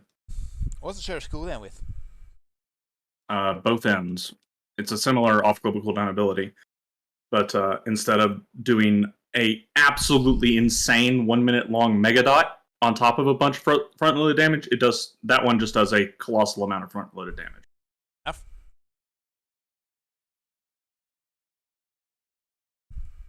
Okay. Right. Yeah, that's the end of my week. Alright, what you All do? right. So, I guess we can go through my week the quick way. So, my week, a lot of progress was made on accomplishing minor Final Fantasy goals. Nothing was completed, exactly. Well, the short-term goals were met, but the long-term goals are still a work in progress for all the things I did. So the first thing was to get as caught up on Blue Mage as I possibly could without needing to use Party Finder. So do all the stuff that was reasonable to kidnap an Abo and drag through or solo. And so this involved doing stuff like this, except it was just me and Abo and involved learning how to diamond back a lot. For a whole bunch of miscellaneous stuff. And we didn't quite accomplish that entire goal. There's still some Stormblood stuff I haven't gotten yet.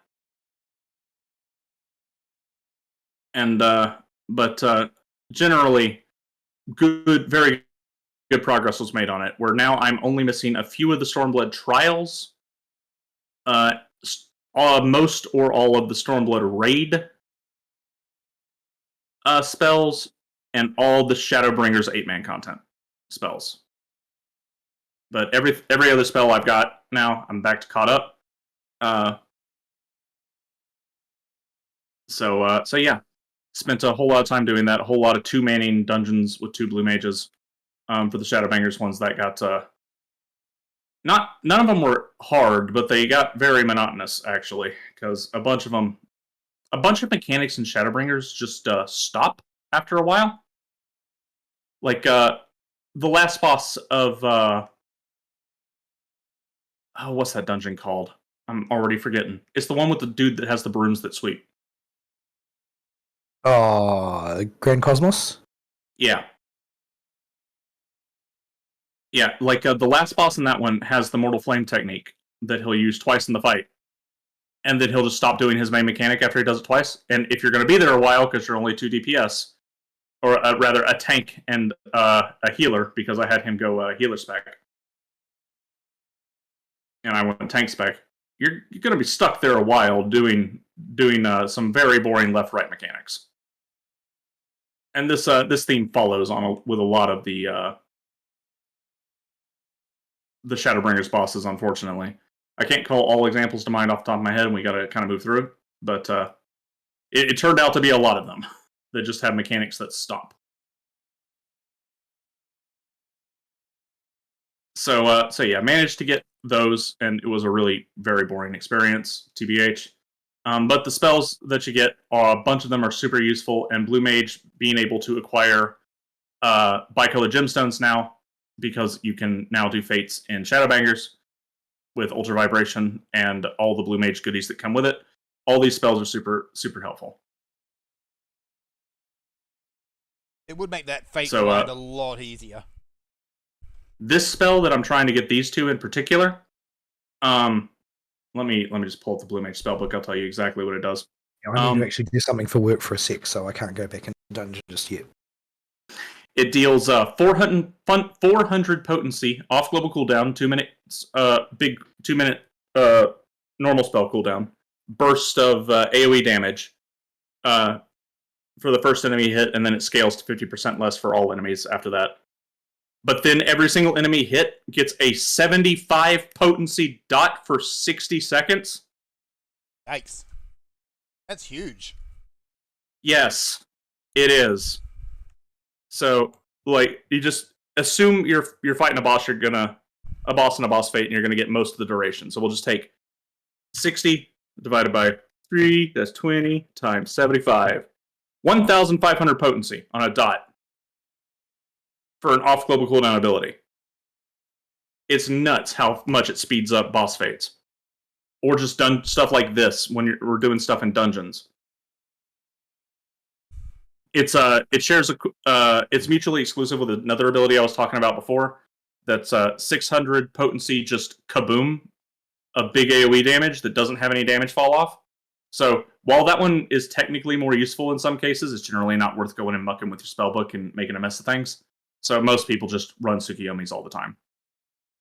The other one I was going to try and get if we got you guys Tsukiyomis was Suzaku's, where you channel a 200 potency cone in front of you per second for 5 seconds. So you do a lot of damage. So if you let it run its full duration, it'll do 1,000, but you're going to cut it off 1 second early and do a big 600 potency finisher. So on a 2-minute cooldown, you've got a 4-second cast time, 1,600 potency mega nuke.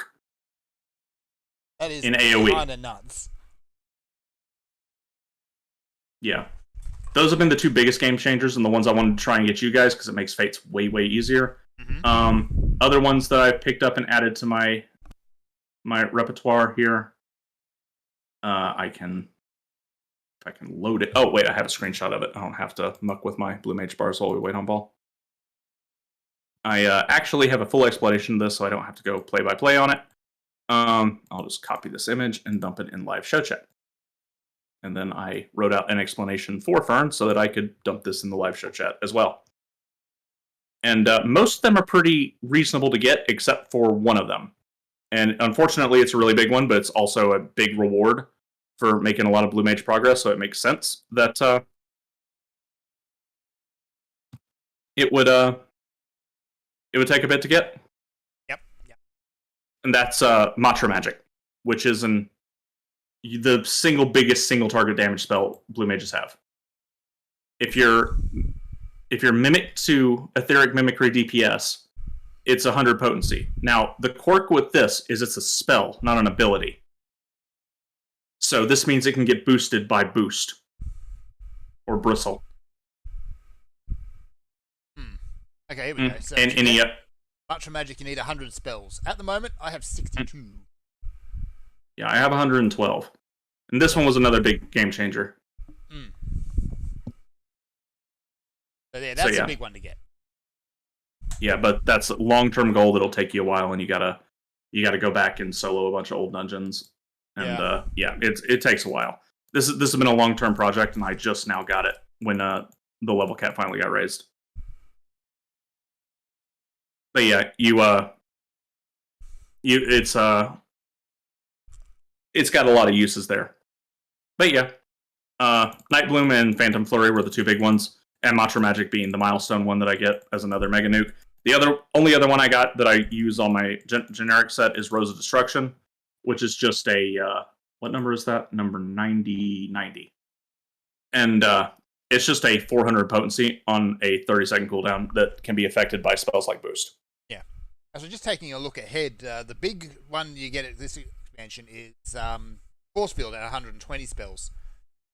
Yeah, it's not that good. It's downright awful, in fact. It looks actually terrible because it'll give you either physical vulnerability down or magic vulnerability down, but not both. Yeah. It's a big number. It's like 50%. It's 50% damage reduction. But it's not predictable, so unless you're doing something really, really cheesy, it's not worth it. Yeah. If it was like a short cooldown, like it's only up for like 3 seconds, but it gave you both, that would be great. Yeah, no, there's a bunch of tanking ones that I've got as well that are handy to get. I've got that are not my generic set. Cold Fog from the Dragon at the end of the burn. You put a buff on yourself after a 2-second cast that lasts for 5 seconds, and if you take damage in that time, you have access to a 400 potency spammable attack that's a ranged attack for 15 seconds. That also inflicts deep freeze on everything it hits. You have Dragon Force, which is the 100 spell equivalent for tanking. It's just 40% damage reduction. 20% if you're not Mimic to tank. Candy Cane you get from the first boss of Don Meg. It's the physical damage down version of Magic Hammer or Magic Mallet, whatever it's called. And Chthonian Gate that you get from Genbu at the end of Hell's Kier. You can't move or do anything, can't even turn while you got it up like Diamondback, but you can cancel it early. You can't cancel Diamondback. If you take 30% or more of your HP in damage during the 10 seconds you're channeling it, you can interrupt it for a big kaboom of 1000 potency with no damage fall off. Yeah. But there's some other sillier ones in here, like Tatami Geishi's in here as well. You can get. It's just a column of damage, but the stun's more useful than the damage on that. Yeah. There's one you get from Matoya's Relict, or whatever the one with the Porksy boss at the end is, from the Nixie, the second boss, called Sea Shanty. That's an off-global cooldown ability that just does instant 500 potency AoE. That's okay, but not really worth the spell slot. But if it's raining or thunderstorming, you instead do 1000 potency, and that's really worth it. That's ultimately very situational though. But very good for fate farming. Yeah. If you happen to notice it's raining, you can flip it on. Or if it starts raining in the middle of it. Is there a cooldown on peripheral synthesis? No, but it's a application of the lightheaded debuff gets less and less over time. Yeah. So you could it does a decent amount if they've already got lightheaded on. So if you can spam it for like 3 seconds or so, or 5 seconds, then there's of course the new Breath of Magic that we got. That's a very high potency, 120 potency dot for a full minute on everything in front of you. And then you also get Mortal Flame from the last boss of I already forgot the name again. The place with the sleepy dudes. Yeah. Yeah, from Lugas. And it is just a 40 potency dot that each enemy can only have one Mortal Flame dot on them at a time, but it has no duration at all. Mm-hmm. Like, period. And I have since appended Apocalypse to my generic spell list as well, number 123. Yes, 140 potency dot for 10 seconds. Oh, no, it's not a dot. It's a channeled laser beam. But it's laser. per second. It's per second, yeah. And it's absolutely massive. Do you want a frickin' laser? All right, I can show it to you if I turn to a blue mage. Hang on. Yeah, there's a sheep down there. Oh, I don't need a target for this. Oh, okay. Where'd you go? Hang on, let me. Over here. I'm right here. Let me just You wouldn't bully a sheep. Yes. I'll load my generic set and show it to you. So, it is a big F-off laser beam. All right. I have effects turned off, so I can't see hang on. I need to turn the effects on. Yeah, you just look like you're Marilyn Monroeing on top of an air vent. Oh, well, it's got a 2-minute cooldown, so I can't do it again for a little bit. That's fine. We'll worry about it then. But yeah, it stacks with being mortal, which is from Titania, which it's mutually exclusive from being mortal from Titania, which is just a better spell in general. Yep. But because you don't have to channel it, but you have to use Titania for that. Yeah, but it's just a big boom, a really big boom. Yeah. Look at it. Yeah. Yeah, it's the power crept version of the primal spells. I've actually cut Shiva's primal spell out completely. Mm-hmm. Like, I just don't have room for it. On your controller or on your bars? On my Blue Mage allotted actions. 24 out of 24, I don't have space for it. There's spells out there that do the same thing but better now anyway. Yeah, you got plenty of space on Blue Mage because you're only allowed to take 24 buttons. So, and you have 16 times 32 bars on controller hotbars. Oh, 32 buttons on controller hotbars. So yeah, that's the Blue Mage. And that's one thing I did because I'm trying to zip along pretty quick. So I was trying to get these guys Night Bloom, which is the big important one. Got Fern there, but still need to get it for Vaul. So after we mine this node and Vaul's not working on stuff, we can try and do a few more attempts. Hopefully it'll drop. But all right, I'm waiting on the cooldown of Apocalypse. Here, I'll laser the sheep for you when it comes back up. Alright, well let me remember where the where was that? It's in graphic setting? The Gabu might be collateral damage if it stays right here.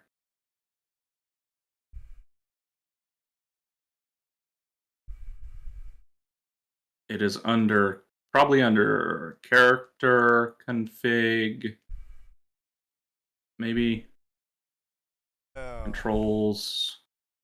No, not under. That I have no idea where they hide this now. Yeah, it's here somewhere. What are we looking for? Where the effects toggle is. Oh, like player effect. Yeah. Yeah. Oh, well, I was looking at it just the other day. Where was it? Actually, I should turn that on. Yeah, I know it's got a. It's just me. It was the layout of settings in this game really asinine. It could. Okay, it's under character config, control settings, and then the character tab. Why is it there?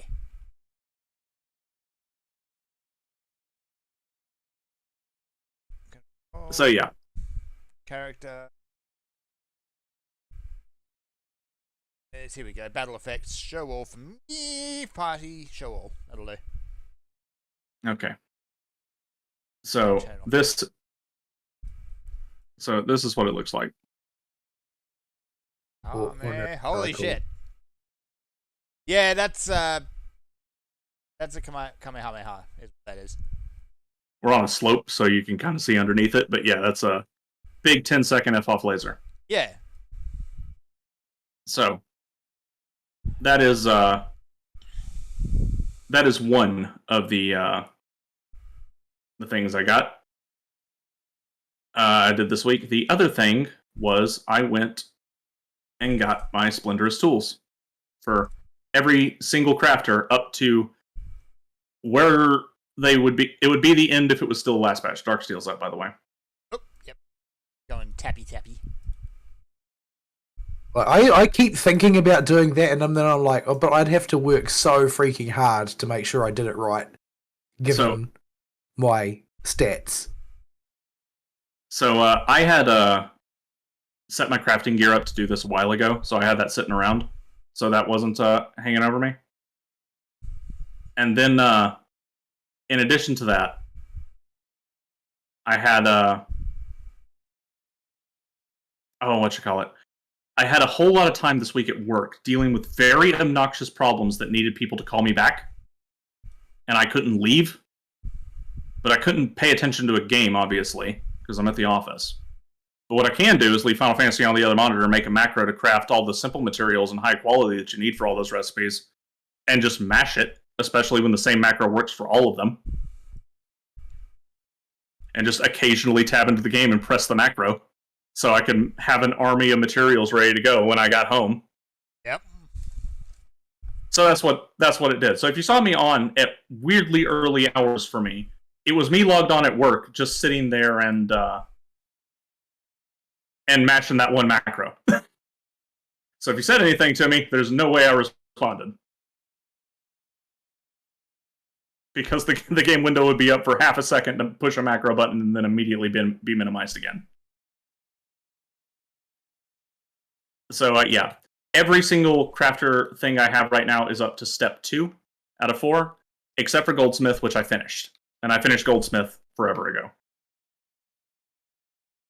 Yep. And I had the Gathering ones done as well, earlier on. But the Gathering ones are less of a pain because they don't require any planning, just a lot of grinding, which I can do very easily with an audiobook turned on, if I'm really tired.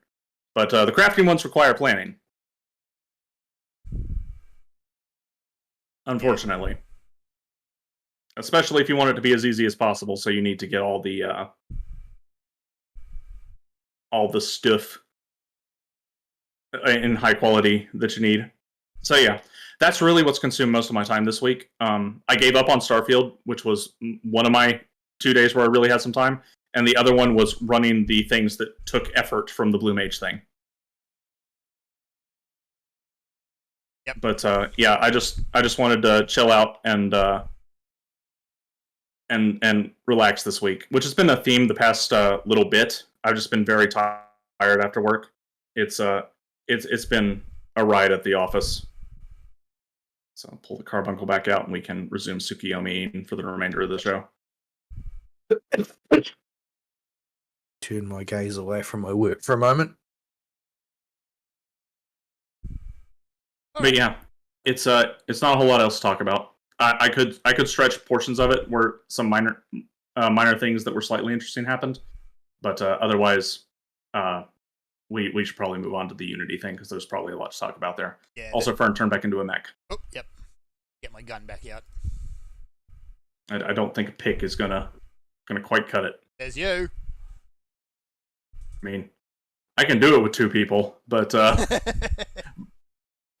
need Vaul to know how to. I need Vaul to know how to Diamondback really good. So, yeah, that's the big news thing. There's been a bunch of announcements, but I don't think there's anything been newly announced this week. And next week is going to be the big announcement because that's Tokyo Game Show. Mm-hmm. Which, hopefully, fingers crossed, we'll hear about a new Monster Hunter game. You're really have they said that they're going to announce anything? Not specifically, but Capcom does have. Did they even say things like? Yeah, but do they say things like? Because they're not going to tell you, obviously. Obviously. But they often will say things like, "Oh, pay attention to TGS" or whatever. Yeah. I haven't really been paying that close of attention to it, so I don't know. But, yeah, we'll wait and see. But there has been one news story that has dominated every single news site that I frequent when it comes to video games. Yay for corporate greed. Well, the thing is, I think this is more individual greed, still on a corporate level, but because some idiots are in the company that just want to make a buck somehow. Yeah, but when it's the CEO and or the board being personally greedy, it's basically the same thing. I don't know. I'm not sure how much it's the CEO's fault this time, because he doesn't stand to gain as much because he sold up his stock. Yeah. He's not invested in the business anymore.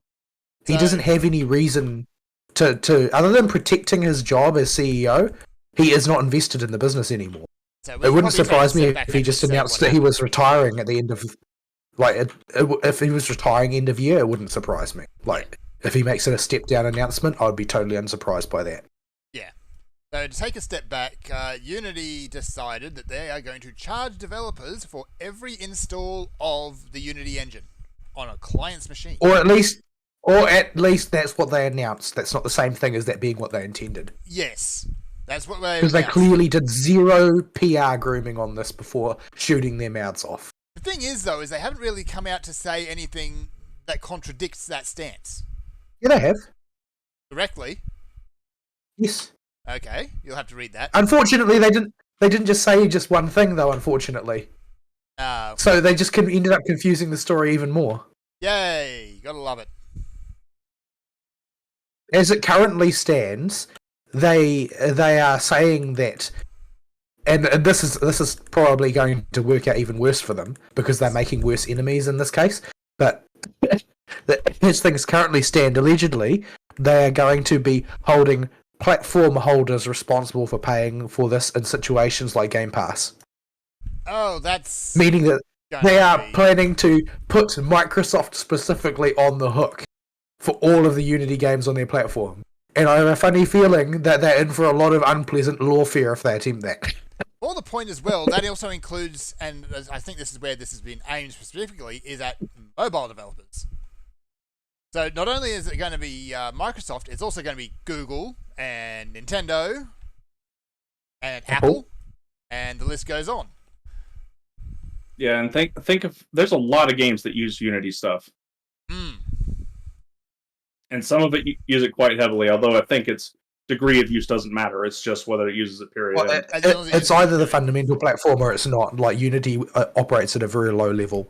So, basically, Blue Archive is going to cease to exist if they follow through with it as originally stated, because nobody will be able to afford that sort of situation. Yeah. Because every time somebody downloads Blue Archive onto a new device, it's going to sting necks on for a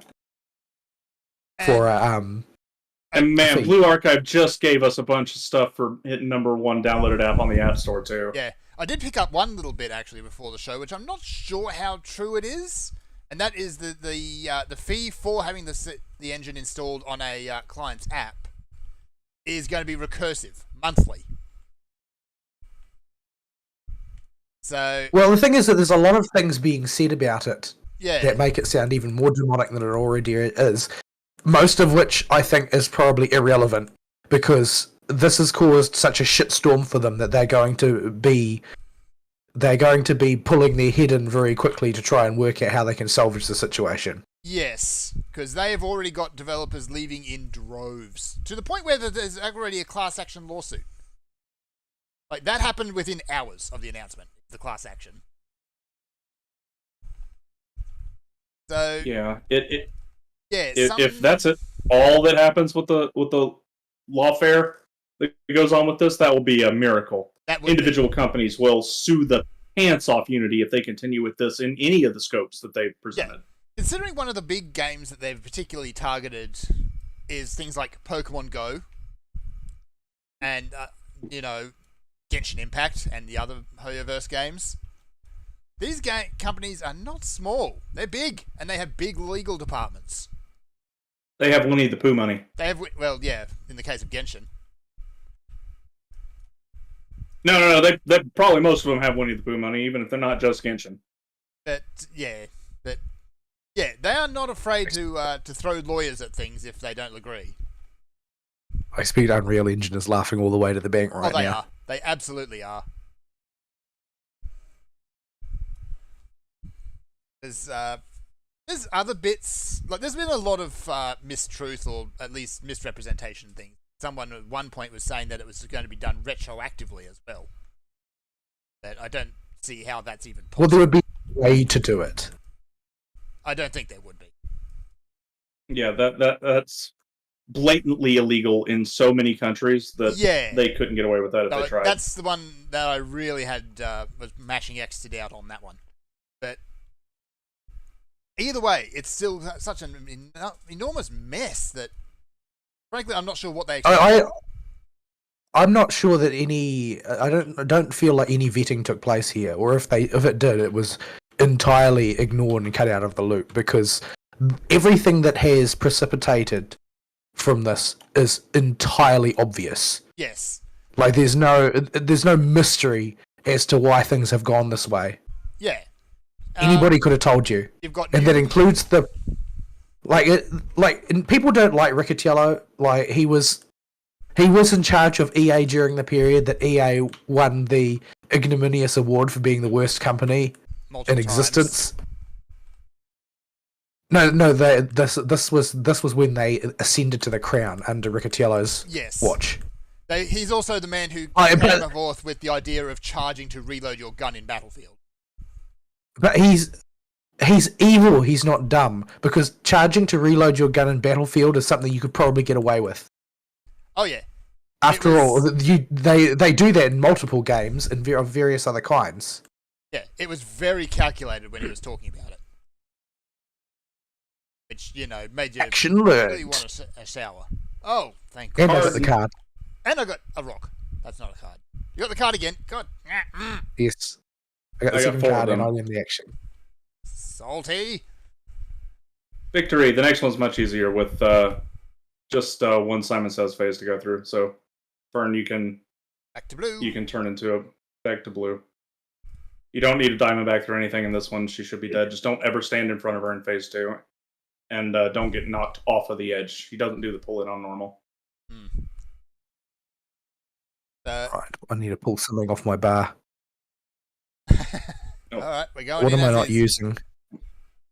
Hey, hold on, I'm not done. Yeah, that's okay. Yeah. Take your time. We'll see how this is all going to shake out, because it's only been a few days. So you do have people from inside Unity are saying that they warned the board and are now quitting. So we'll see if Riccitiello ends up knowing that number. I don't think I need Peculiar Light. Nah. Ooh, I'm hitting a bad lag spike out of nowhere.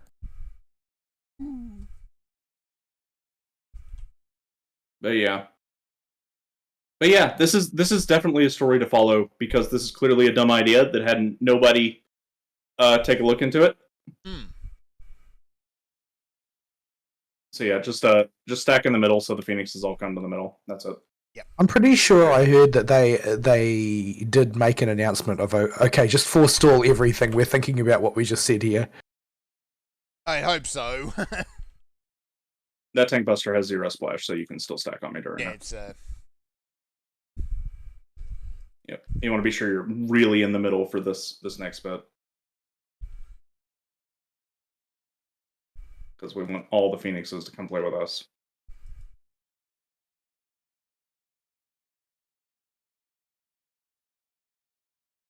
I want them all dead or right there. Yep, right there. There we go.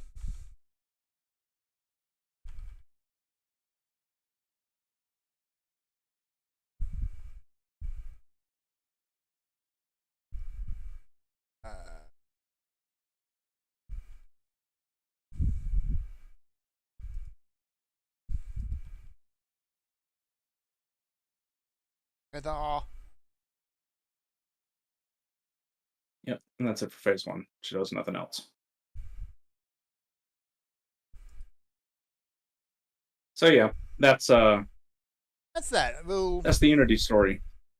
Yeah, it's a work in progress, but the amount of developers who are saying that they're already working on getting off Unity. Well, that's the thing, though, right? Like, they're not. It's going to be very hard having, scared people like this to get to get anybody to come back to play. It's like when you make too much of a racket in the bush and all the deer bolt, and then you have an unsuccessful hunt for the rest of the day. Yeah, like you didn't do anything, you didn't fire a shot, but you scared everybody away. Yeah. Gaining trust is hard. Losing it is easy. Yeah, and it just shows you're willing to do something ridiculous, even if you fully backpedal on this. Yeah. Like, it makes you a dangerous proposition. All right, everybody find a DDR pad. Doesn't really matter if you screw it up. But it worked. You got to face the direction the arrow is pointing.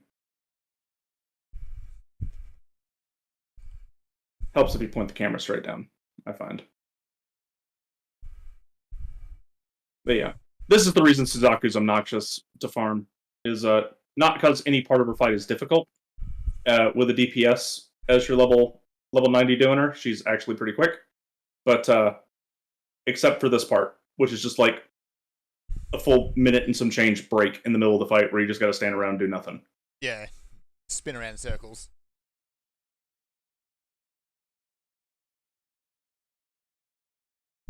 There she goes. Yeah, so she cannot do the pull-in, but she can do the knockback and never ever be in front of her unless she's turned to face you for an ability. Nothing you can do about that, but if she's casting Phantom Flurry, really don't be in front of her.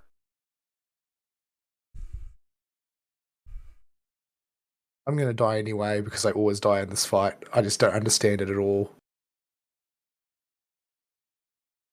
Doesn't seem to matter how I do it or what I do, it's always wrong.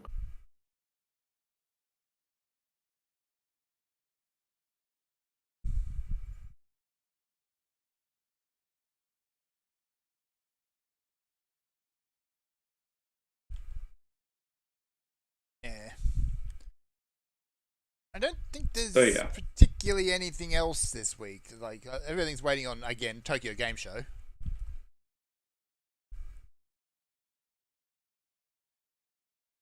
Oh, I didn't realize that Night Bloom makes Song of Torment redundant. Yeah, it lets you remove it, but you've already should have Song of Torment replaced by Breath of Magic anyway. Why would I have that? It's one of the level. It might be the level 80 ability, I think. From the totals. I have to go and get that. What would make you think that I have that? Alright, just there's no guessing patterns here. Just when the bird flies in front of the symbol next to it, that's when it's going to do the damage. We won't make it to the second phase.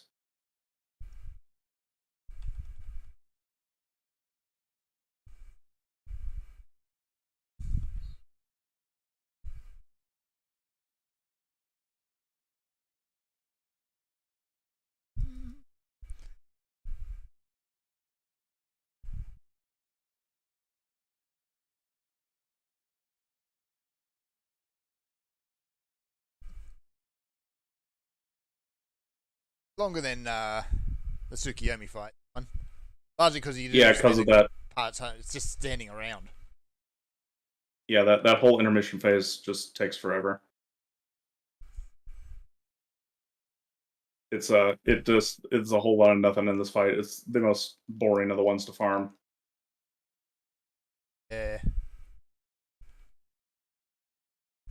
Thankfully, all those hyper potions I got out of Eureka Orthos make it so I can do this on a DPS. Nothing. But yeah, that'll be the one we poke at probably next week, because I think we're about out of topics for this show. I think we are, so it's time to wrap up. So yeah, a whole lot of Blue Archive talk this week and a whole lot of bagging on Starfield, and a news story that'll be fun to follow in the coming weeks. I think this next week is going to be very telling. Yeah, we could get a lot of funny stuff this week. Yeah, because we haven't heard about the big boys standing up to it yet. Yeah, so that'll be fun. That's going to be very fun. So, all right. Y'all got anything else before I wrap us up? We're already going on a pretty long show here. Yeah, no. Let's get out of here, shall we? All right. All right. I guess that's it, folks. I don't really have an email topic of the week for you this week because TGS is about to happen. So you can watch TGS and write to us about that and help direct some of our conversation before we get there, if you would like. That's a good idea for you. Otherwise, we'll see you next week. Sayonara. Bye-bye.